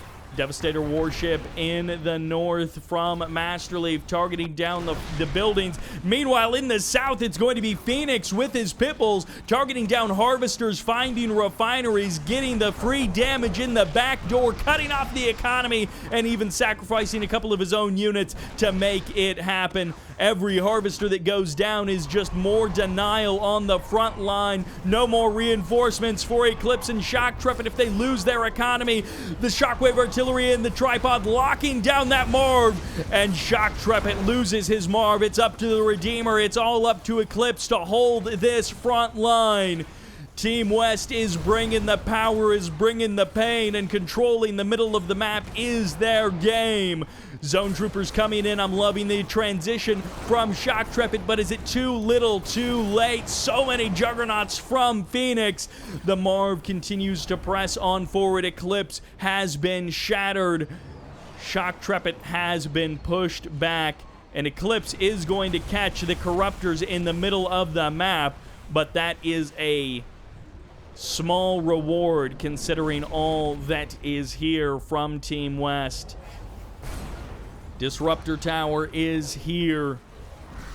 Firehawks perhaps targeting down. Orbital bombardment on top of the airfield to shut that down. Phoenix doesn't want to have to deal with any more Firehawks, any Hammerheads neither.